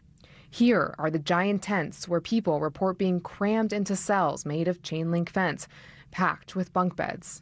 CNN spoke with 8 detainees to hear firsthand accounts of what conditions are like on the inside. Some asked not to be named for fear of retribution. Because of the way that we have been treated, it has been a very terrible experience. It's a shame. I actually was hoping everybody would love Alligator Alcatraz and want to return. No, it's a terrible experience. Has anybody ever gone to jail and had a great experience? Anybody? No? Oh. Gonzalo Almanza Valdez was detained by ICE when he showed up for a meeting with his probation officer. So this guy, CNN wants you to feel bad for him. He's on probation. He shows up for a meeting with said probation officer, gets detained by ICE. 32 people per cell, or per cage, really, because this is a cage. It's a metal cage strapped in with zip ties. It's a cage. It's a prison. Strapped in with zip ties. Fact check on the zip ties. I want to get a fact check on the zip ties. I think it'd probably be something a little bit stronger. There's more coming out of Alligator Alcatraz. The rest of what you're going to hear on the way, heartbreaking. One guy said it feels like he's in a prison. I kid you not. That's what he actually said. I said, oh, so you mean it's working? That would tell me it's working.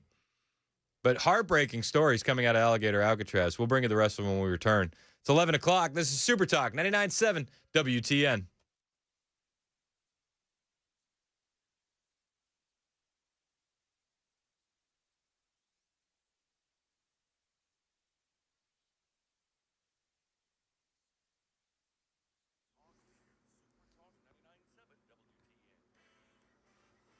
11 o'clock on the dot. I'm Ken Weaver with your top stories, and I'm seeing a horrifying headline here on Channel 4. Apparently, 2 children killed in a house fire in Hermitage this morning. Got the full forecast coming up in 5 minutes.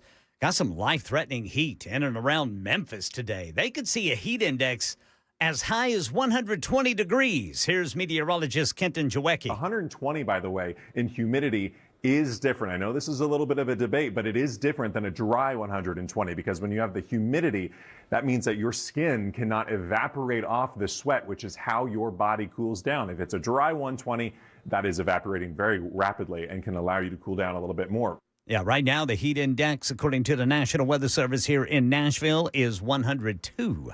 The ongoing humanitarian crisis in Gaza is front and center as President Trump meets with British Prime Minister Keir Starmer today in Scotland.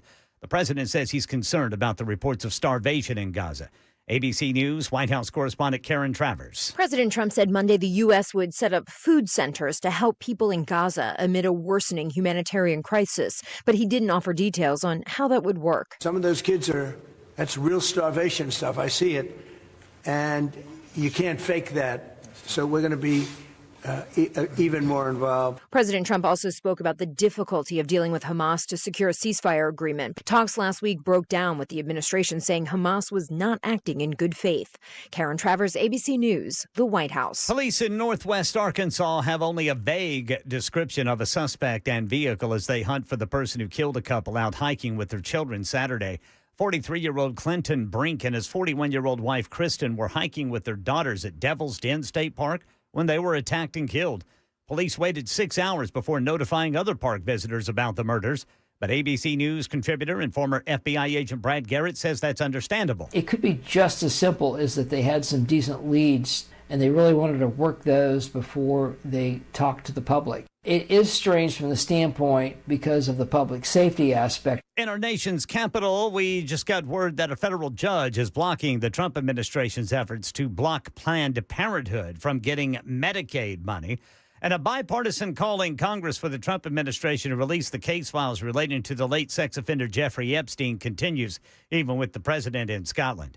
A popular phone app intended to help women spot danger in the virtual dating world has been targeted by hackers. In the age of online dating, You're a little worried about going out with a complete and total stranger. relationship specialist Anna Morgenstern says some men have criminal or marital records they don't share with their dates. Using a site like T to search their name to see if there's anything been written up about them could be very powerful. Now, T acknowledges that it's been hacked and that data of women who signed up before February of 2024 was stolen and posted publicly online. Jim Ryan, ABC News. That's the latest news. Weather's next. I'm Ken Weaver, WTN News.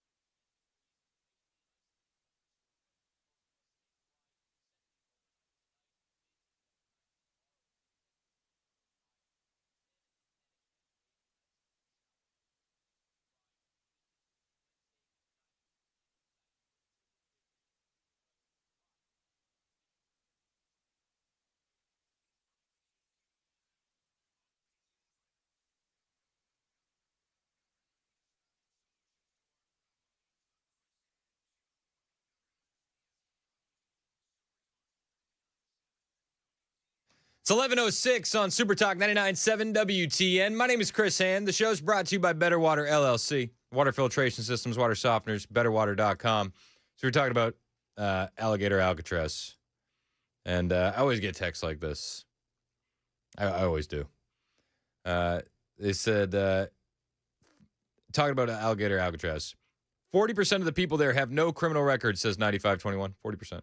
If you can support this, you are not fit to call yourself a patriot or a Christian.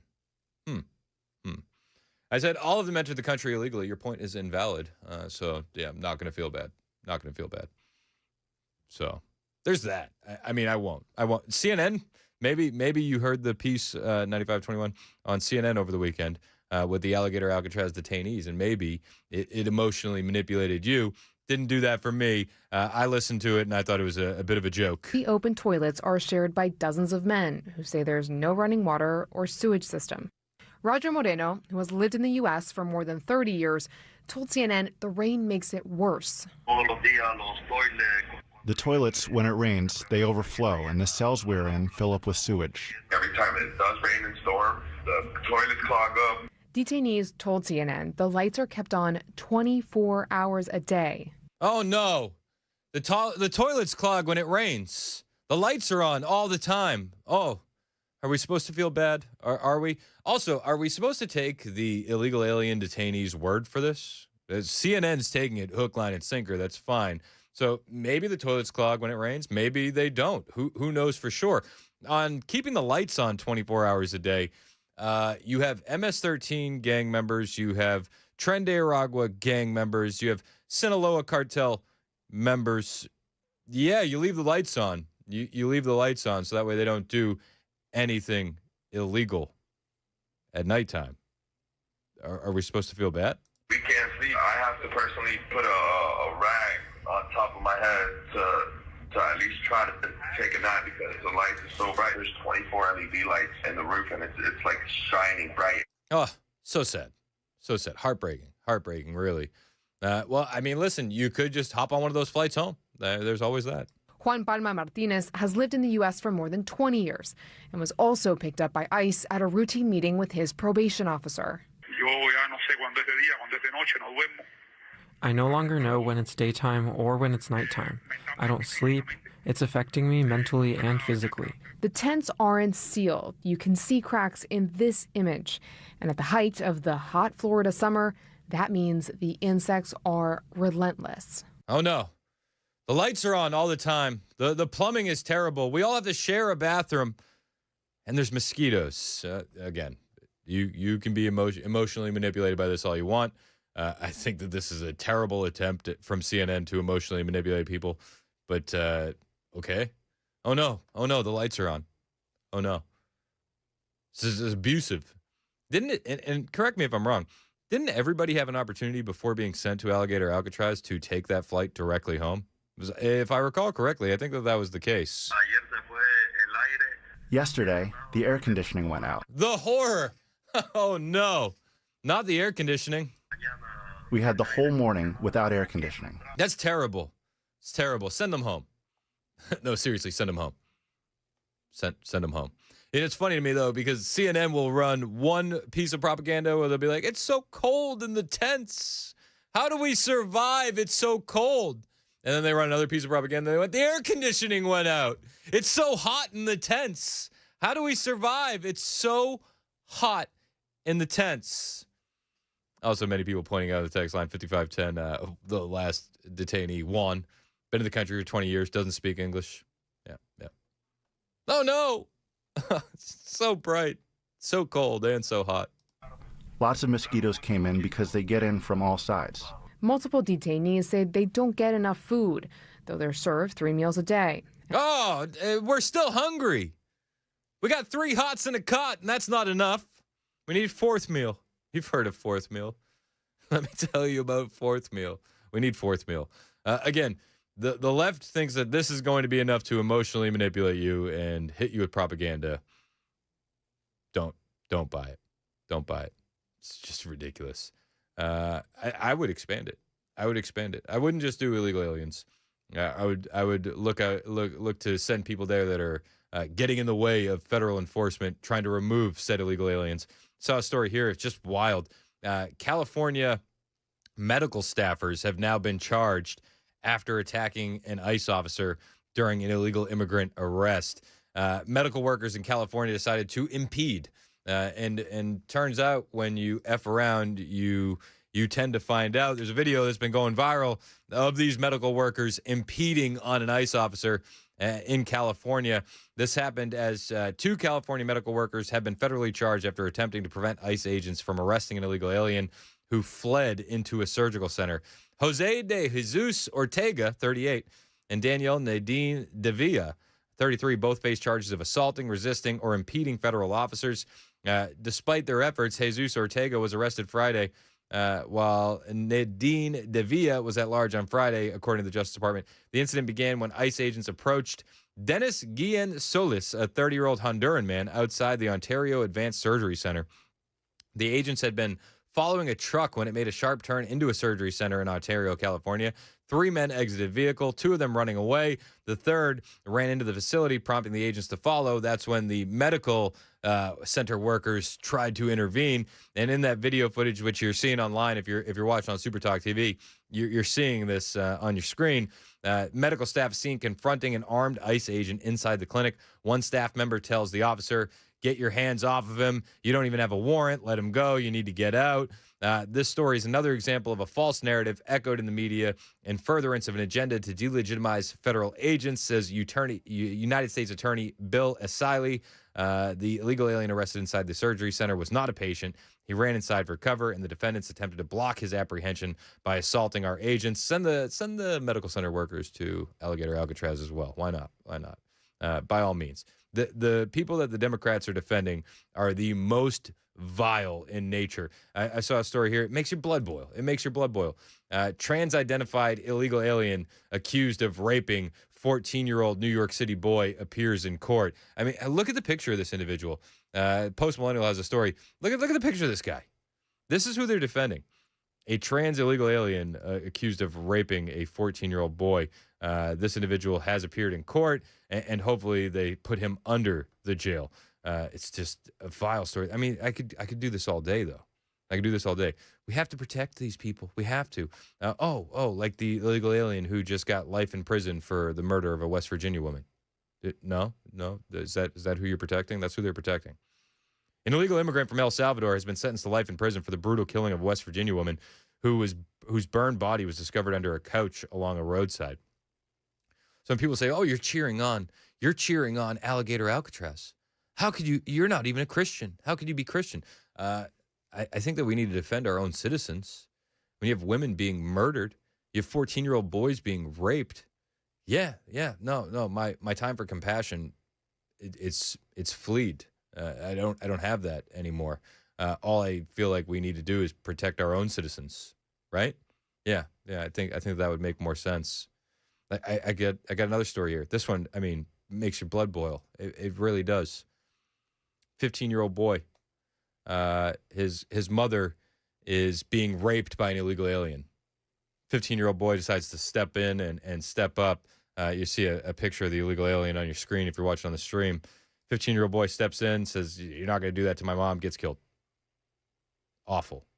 This illegal alien has been charged with murder after allegedly killing the 15-year-old boy who tried to protect his mother from being raped by the suspect in Kentucky, according to authorities.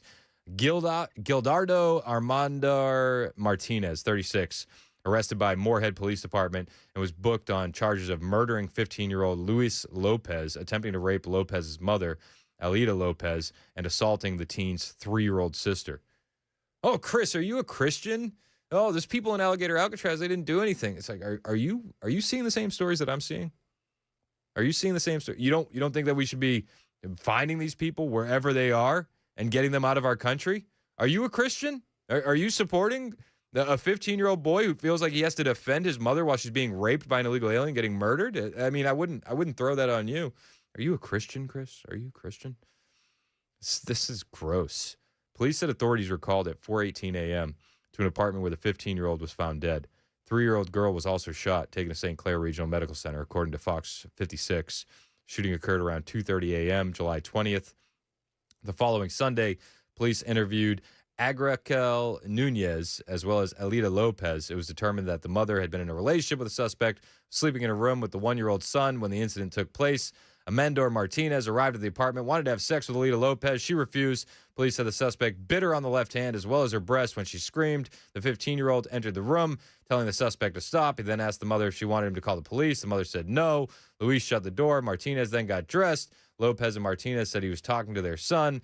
Lopez told officers that when the suspect started to depart, he pulled out a gun, fired several rounds through the door at her teenage son had just gone through. Lopez then grabbed her 1-year-old son and ran out, but realizing that her 3-year-old was inside, ran back in and told her to run. The 15-year-old died.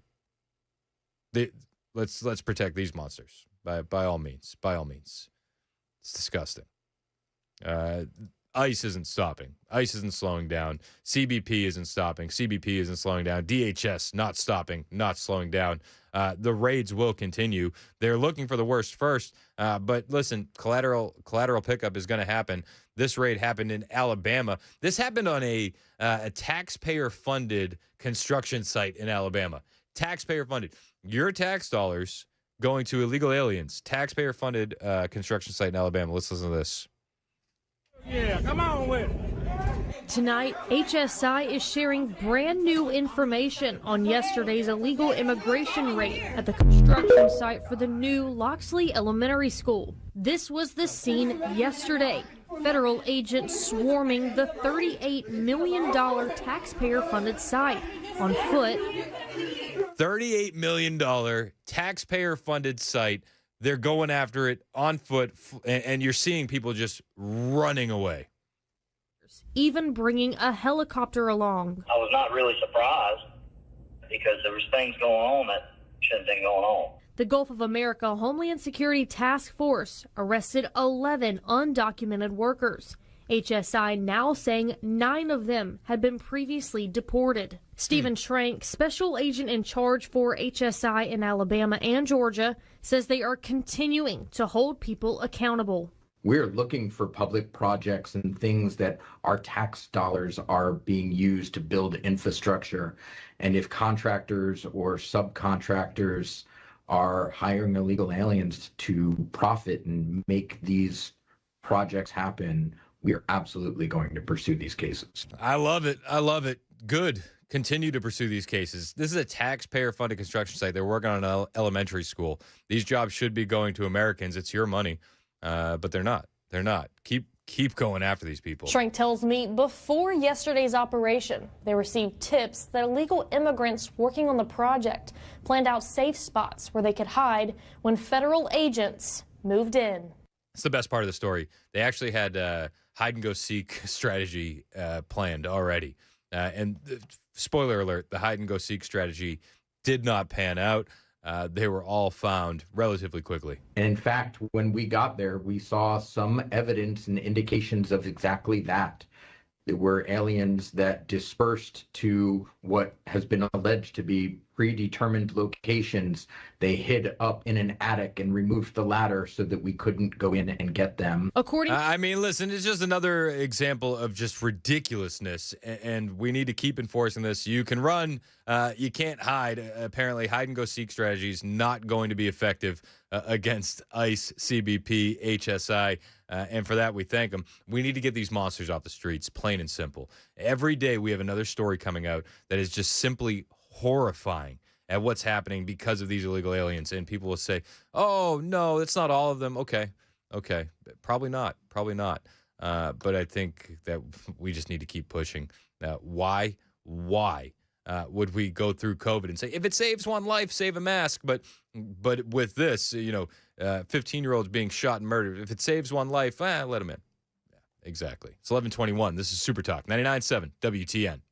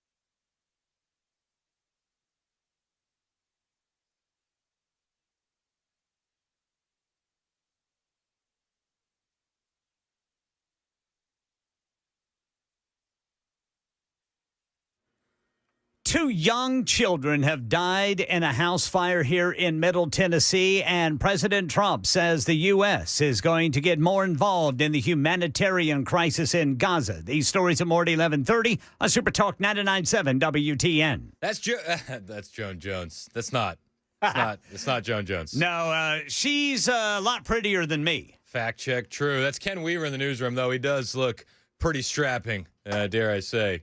Good-looking guy. Good-looking guy. Thank you, brother Chris. Yeah, checks in the mail. All right, Cincinnati. Dan covered this morning. Crazy story. Brutal mob attack at a Cincinnati music festival caught on video. Woman left unconscious. Another guy left unconscious. Police investigating. Cincinnati police are investigating this assault in the city's downtown area early Saturday morning, where a man and a woman were attacked by a group, leaving the woman unconscious.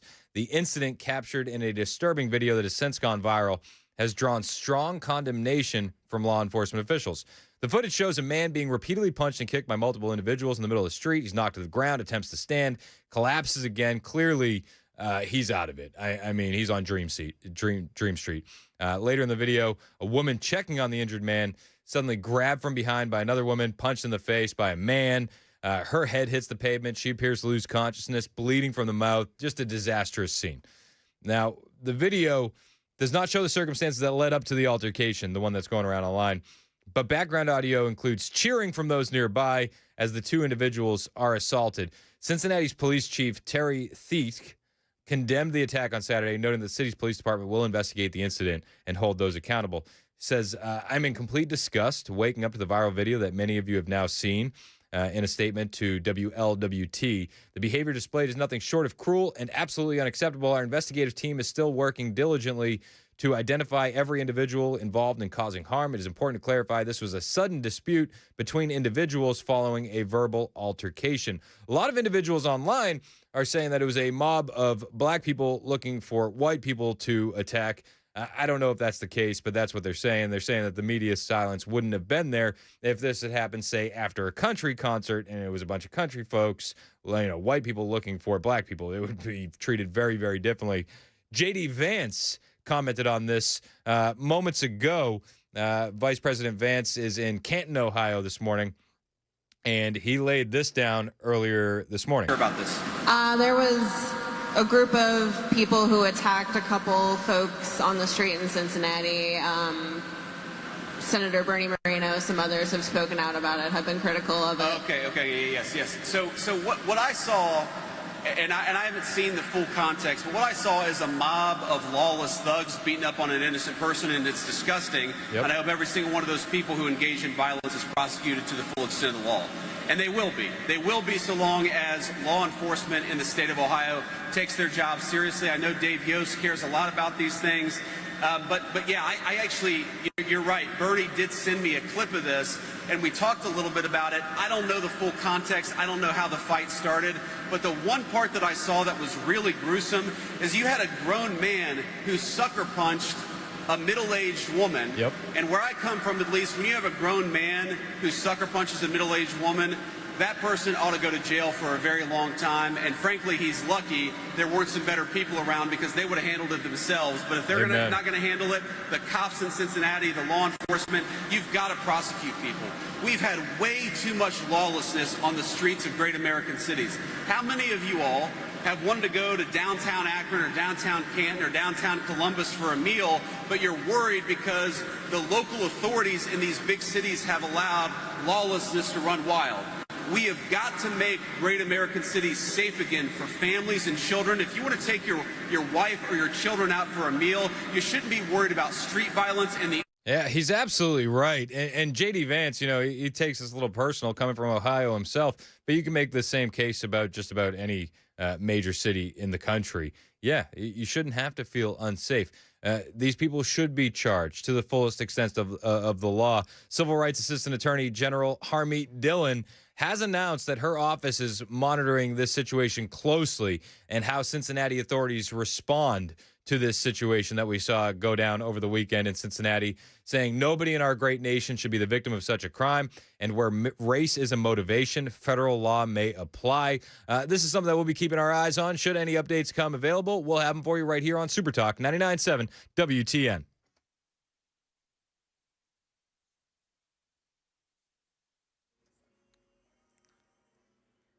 11:30 on the dot. I'm Ken Weaver with your top stories. Heat advisory in effect for much of Middle Tennessee and southern Kentucky through Wednesday. We're talking about dangerous heat and humidity expected. Right now, the National Weather Service says the heat index in Nashville, the feels like, if you will, is 102. Full forecast in 5 minutes. 2 young children have died in a house fire in Hermitage. Channel 4's Joyland Bukovac from the scene. Investigators believe the fire may have started outside here before quickly spreading to the back of the house where a mother and her 3 children were living. Nashville fire officials say the mother managed to get herself and 1 child out, but 2 other children, both just 4 years old, did not survive. The fire broke out around 4:40 Monday morning. Firefighters say that the home had a sprinkler system which helped protect the front of the house from the flames, but the back of the house is destroyed. Youth Services and the ATF plus Nashville Fire are investigating. They're using drones and canines to piece together exactly what happened here. Yeah, this was in the 2000 block of Arbor Point Way in Hermitage. President Trump says the U.S. is going to get more involved in the humanitarian crisis in Gaza, saying the U.S. is going to set up food centers to help people there. Here's Ian Pannell at the Foreign Desk. The UN's World Food Programme warning a third of the entire population of Gaza isn't eating for days on end, and that nearly 1 in 5 children under 5 in Gaza City is now acutely malnourished. Hospital wards are filling up with starving children. Yeah, the Hamas-run health ministry in Gaza now says another 14 people died of malnutrition over the last 24 hours, including 2 children. It comes as the Israeli military says it is pausing some operations to allow for the movement of aid. That's the latest news. Weather is next. I'm Ken Weaver, WTN News. Hey, what's up? It's Chris Hand here from my friends at Busy Bee Plumbing, Heating, and Cooling, and it is that time of the year, vacation season. You don't want to go on vacation and come home to a plumbing disaster and go, what? Busy Bee doesn't want that to happen to you. That would be an awful way to come home. They're going to give you some serious peace of mind with a smart Wi-Fi water shutoff valve installed by their expert techs for just $12.49 this July only. That is serious peace of mind at a great price. Maybe you just need to replace the HVAC system. It's that time of year. It went out. It's the worst time for it to happen. Well, if you're looking to upgrade that comfort at home, do it with Busy Bee. You buy that new HVAC system, you'll get free air duct fogging and a UV light home treatment because clean air matters. And they'll make it so easy when you get the new HVAC system. 0% financing for up to 18 months with approved credit and payments as low as $100 a month on HVAC replacements. Need a repair? Book service in July. They'll waive the dispatch fee. Big plumbing problems? Get $1,000 off full home water and drain line replacements. All this and more from our friends at Busy Bee Plumbing, Heating, and Cooling. 615-775-7833. That's 615-775-7833. This summer, trust the pros at Busy Bee where comfort and community come first. BusyBeeHVAC.com.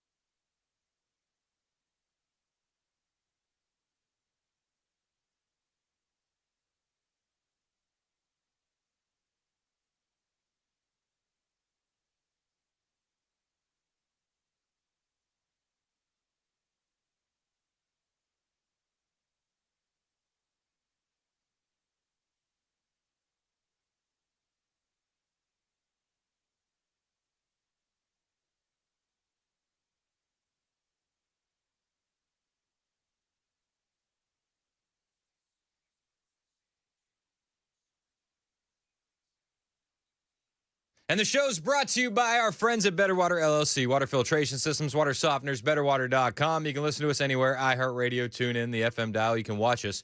Super Talk TV is live, Facebook, Twitter, Twitch, YouTube, and Rumble. Hit like, hit subscribe, share the show with your friends. Help us grow that digital footprint. We appreciate it when you do so. Now, it's time for everybody's favorite segment of the show. Louis loves it. Louis a big fan. This is the lightning round. It's the lightning round with Chris Hand. Oh, yeah, we do it every day at this time. The lightning round. We'll get to all the stories that we didn't have a chance to cover, stories that couldn't fill a whole segment, and any last-minute hot takes or opinions that you want to get out on anything we've talked about or didn't talk about. 615-737-9986.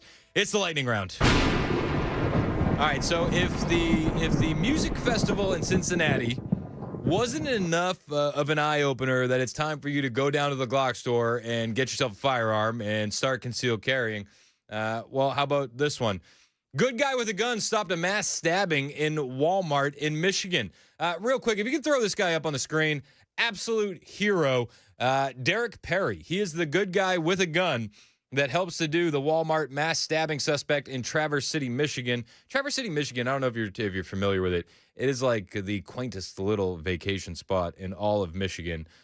You wouldn't expect anything like this to happen there.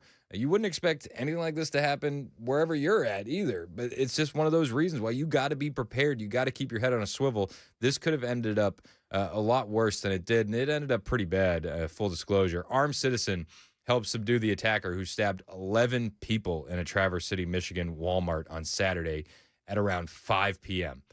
So, I mean, you're just, you're grabbing some Cheez-Its, and then next thing you know, some lunatic comes around the corner with a knife. And this wasn't, it's not like he had a machete or anything. Like he had a regular pocket knife. I saw the press conference that Traverse City Police did. They showed the weapon. They showed the suspect. I mean, this wasn't something crazy. It was just a pocket knife. 11 people got stabbed. Victims were transported to Munson Medical Center for treatment. 4 of the victims are in serious condition. 7 were in fair condition. A lot of elderly people. And as they're going through during this press conference, the ages and the names of all of the victims, I mean, it was like 80-year-old, 80-year-old, 80-year-old, 60-year-old, 70-year-old. And I'm thinking to myself, man, if one person inside that Walmart of all the victims were armed, it could have stopped even sooner.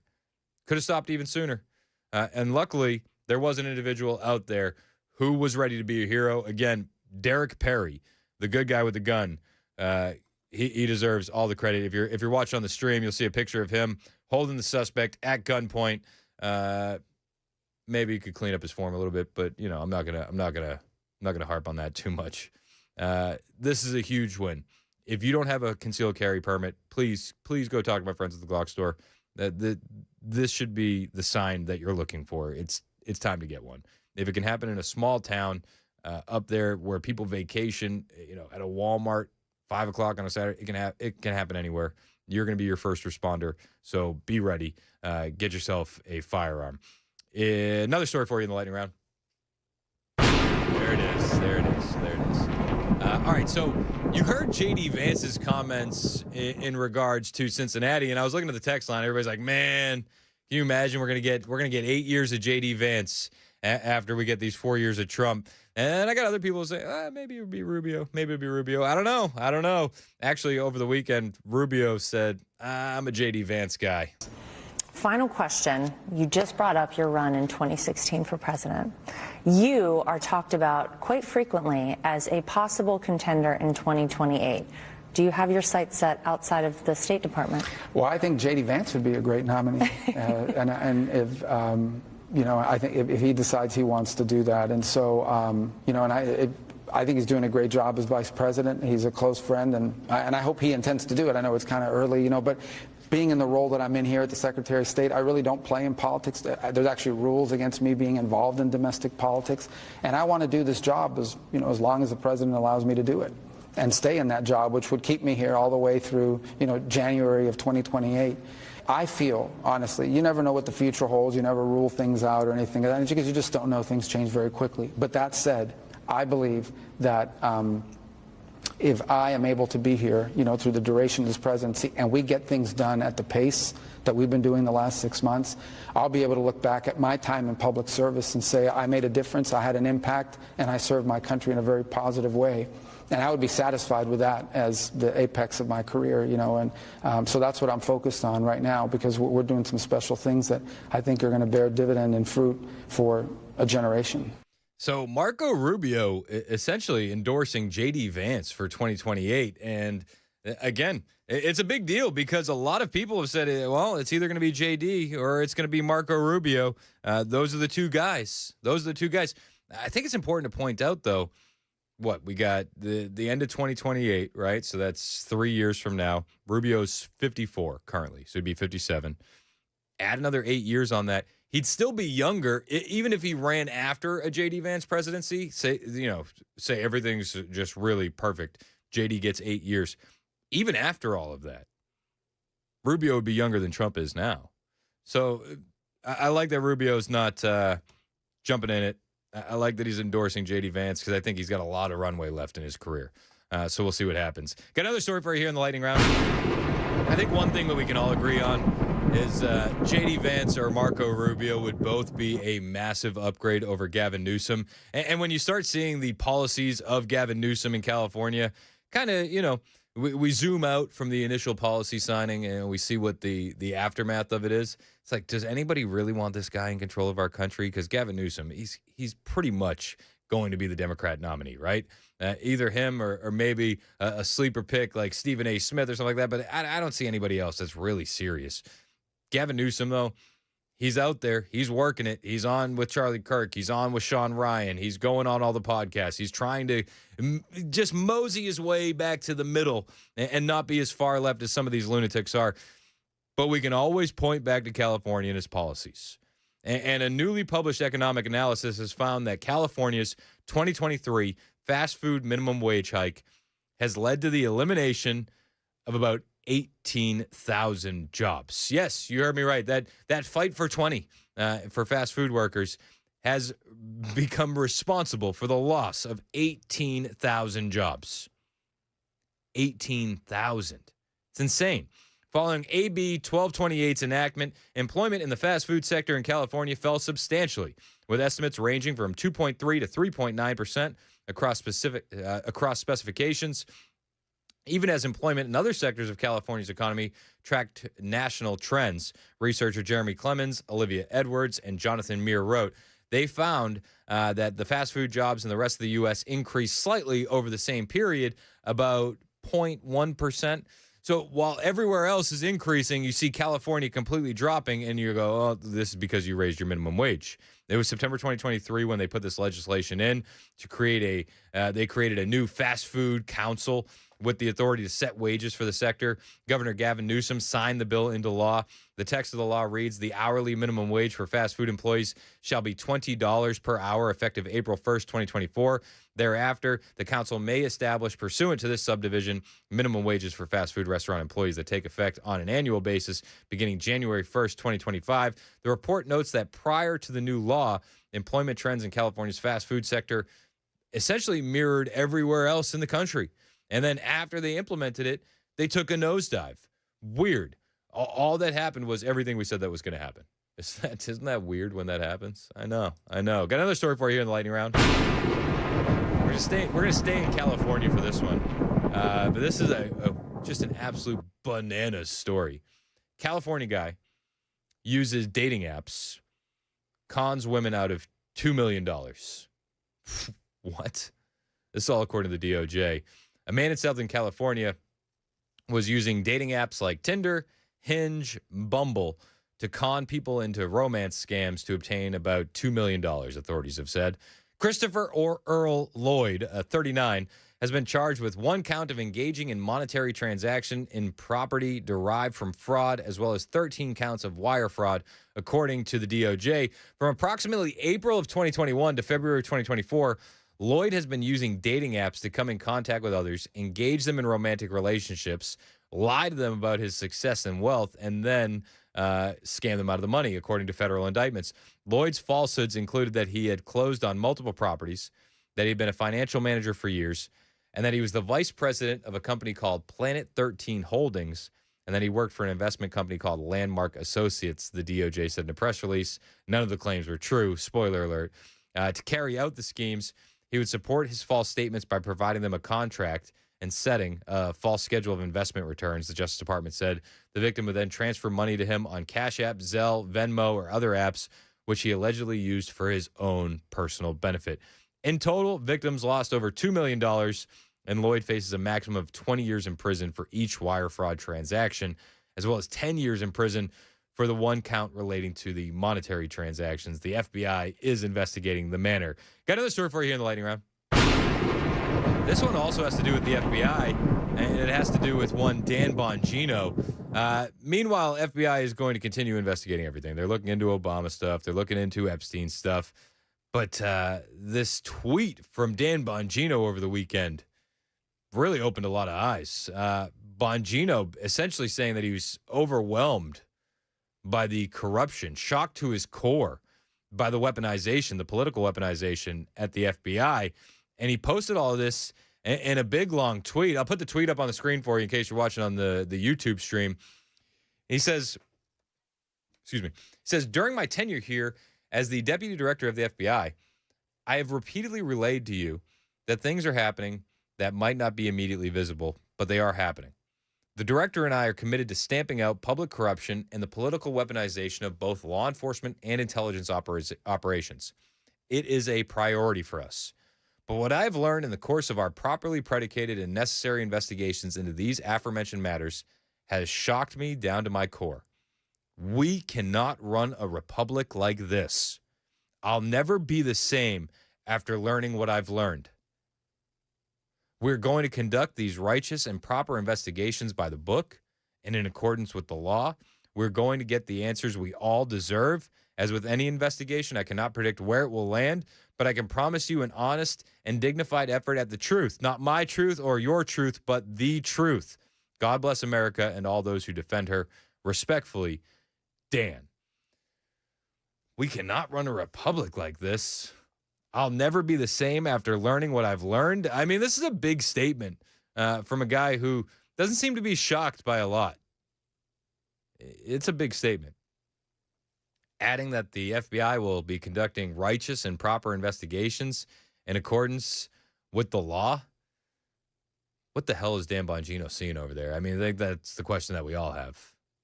What is Dan seeing? They say Bongino's post comes as reports previously surfaced that he and Attorney General Pam Bondi were at odds over Bondi's handling of the Epstein files. Reports of Bondi and Bongino clashing come after DOJ and FBI released that memo, revealing that there was no evidence that Epstein had a client list. We know Bongino's been upset, but this is wild. It's wild. Which leads me to another story in the lightning round. Which maybe this is what he was talking about. Maybe, but I would assume that he would be kind of prepped and ready for this. Justice Department shuts down dark web child abuse sites that had 120,000 members and millions of files. They called it Operation Grayskull. When FBI agents arrived to William Spearman's home in the quiet suburb of Madison, Alabama in November of 2022, they were prepared for danger. Their search warrant was so important to the Bureau that it was approved by the FBI director himself. When the agents breached Spearman's door with tactical explosives, Spearman fought back, tussling with the agents as 3 of his handguns remained barely out of reach. The FBI managed to handcuff and arrest Spearman, a high-value arrest, and what top Justice Department officials called one of the most successful prosecutions of its kind. This is from a CBS story where they're talking about Operation Grayskull, and that's really where it kicked it off. Spearman is one of at least 18 people convicted so far of leading and utilizing the dark web to share hundreds of thousands of unlawful sexually exploitive images of children. The Justice Department calls the investigation and prosecutions Operation Grayskull. It helped secure those arrests and shutter 4 heavily trafficked dark websites where violent and horrific images of child sex abuse were traded and housed. Shout out to the FBI for shutting this down, but man, going on for years and years. And again, I'd ask myself, is this what Dan Bongino was talking about? I would assume not. I mean, if this started in 22, but this is dark as it comes, and you can understand why something like this would change somebody forever. 120,000 members, millions of files, at least 100,000 visits in a single day, according to an FBI spokesperson who spoke with CBS News. Even for prosecutors, it's difficult to understand how pervasive this is. Matthew Galletti, head of the Justice Department Criminal Division, said, because it happens on the dark web, people aren't aware of it. It is extremely troubling. Spearman's case had parallels to many of the others unearthed by Operation Grayskull. Spearman was accused of helping lead a dark website with thousands of users and members. A sentencing memo said to the court, it was no wonder that he tried to resist the FBI rather than surrendering. The devices on his desk contained massive quantities of evidence proving that he was the lead administrator of Website A. Unsurprisingly, the defendant's devices also contained an enormous collection of images and videos depicting the rape and abuse of children. No penalty is harsh enough for these kind of people. You understand that, right? Wood chipper feet first on a slow setting is too peaceful for what these individuals deserve. Awful. Is this what shook Bongino to his core? Maybe. Is it the Epstein stuff? Is it the Russiagate Obama stuff? It could be any number of these things. It could be a combination of all three. But Bongino saying, it shook me to my core. We cannot run a republic like this. Eye-opening statement from the deputy FBI director over the weekend. One that we're definitely going to keep our eyes on here at Supertalk 99.7 WTN. This does it for the lightning round. We'll check in with Chad Benson on the way. See what Chad's got coming up on his show right here on Supertalk 99.7 WTN.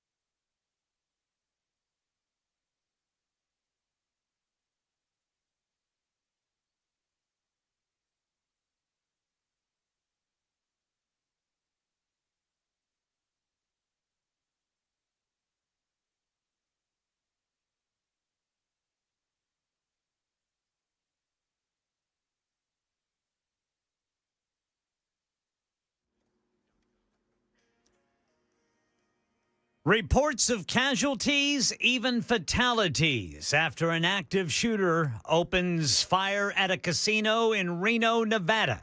This story and more at noon on Super Talk 99.7 WTN. Well, I found out what you're going to be talking about later. Chad Benson's in studio. My name is Chris Hand. Show's brought to us by Better Water LLC. Water filtration systems, water softeners, betterwater.com. What's up, man? You have a good weekend? I did. So it was quiet. Played pickleball Saturday and then moving over into the new studio a couple doors down from our apartment. I like it. So building that thing out, that was a lot yesterday. That's fun. It was. That's exciting. It is. It's very cool. It's like not quite. I could do my show from there, but I can't do any of the live, the podcast, and the video and stuff yet. So that should be tonight. We might get it up and running. We'll see. Okay. So how are you, man? You went boating. Man. I could tell. You're very tan. I did. I went boating. We were out on Timms Ford Lake all day yesterday. Like all day. Nice. It was awesome. Got my alligator Alcatraz T-shirt. I saw that. See that? That's a birthday gift. So was how was the lake? Lake was perfect. It was dude. nice. It was so nice. I mean, we kept finding little spots with we'd put the anchor down and then swim over the edge, and then the kids would all do a rope swing. We would do that for an hour, and then we'd go somewhere else and jump on an island, and it was just the best. No, that's awesome. It was so cool. Yeah, that is totally awesome. We had a blast. Yeah, I know. I was like, I keep saying I got to get. It's funny every time I talk to Matt about it. He's like, yeah, every time I go out there, it just rains on me. Yeah, we didn't have any rain. It was gorgeous, and I think Timms Ford is low key one of the best lakes around. That's cool. Yeah, I can't wait to go out there. Dude, you got to do it. Yeah. Have you been out there before? No, I've not been out there before, so we're going to go out there. We keep saying, I keep telling my wife, because the kids want to go out there really bad. And I keep saying, yeah, we got to set that up. So, spend a weekend or something like that out there. Yeah, rent yourself a pontoon boat. We had dueling slides. Oh, that's cool. Oh, it was the best. That is so cool. And we were jumping off the roof. We were doing all sorts of crazy stuff. As you do. Yeah. As you're supposed to do out there. It's the best. And you got sunburnt. And we got a little sunburnt. There's nothing wrong with that, man. Worth it. What are you talking about on the show today? I don't know. Tariffs. Tariffs? It's it. Tariffs. Still waiting on inflation?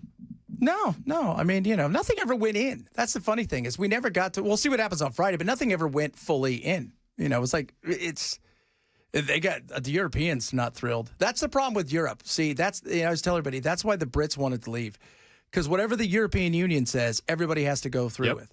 So and they're not happy. No, they're not happy because they're like, wait a minute here. We didn't even try to negotiate. Even the press was like, what concessions did the U.S. give you? And the EU Commission president's like, oh, they did not give us any. Yeah, Ursula. Did you even ask? No ask. Okay. I mean, it was a major win. It was. You didn't even I know Belgium. All of them were pissed. And the UK, they left Europe. They negotiated their own. They're lower. They got a better deal. That's what happens. So when you're in the union, you're stuck with whatever they do. But my favorite part all weekend long, Trump, he's just sitting down with the EU president. He's sitting down with the UK prime minister. He's like, let me tell you what's wrong with your country. Yeah, I saw that. A couple things. Him standing there today next to Keir Starmer and I think his wife or whatever, and he's just like, they're horrible. They got all these people that have come here. You need to kick them out. And you're not stopping the boats. It was you don't have free speech. It was so And by the way, the windmills. Oh, terrible. Never going to have windmills are stupid. Don't even get me started on the windmills. Windmills are dumb. What is this, Denmark? Yeah. Get out of here. Yeah. It's fine if you've got 4 million people and the other half of it's all done on nuclear. Yep. But the windmills are dumb. Chad's in next. 12:01 Super Talk 99.7 WT.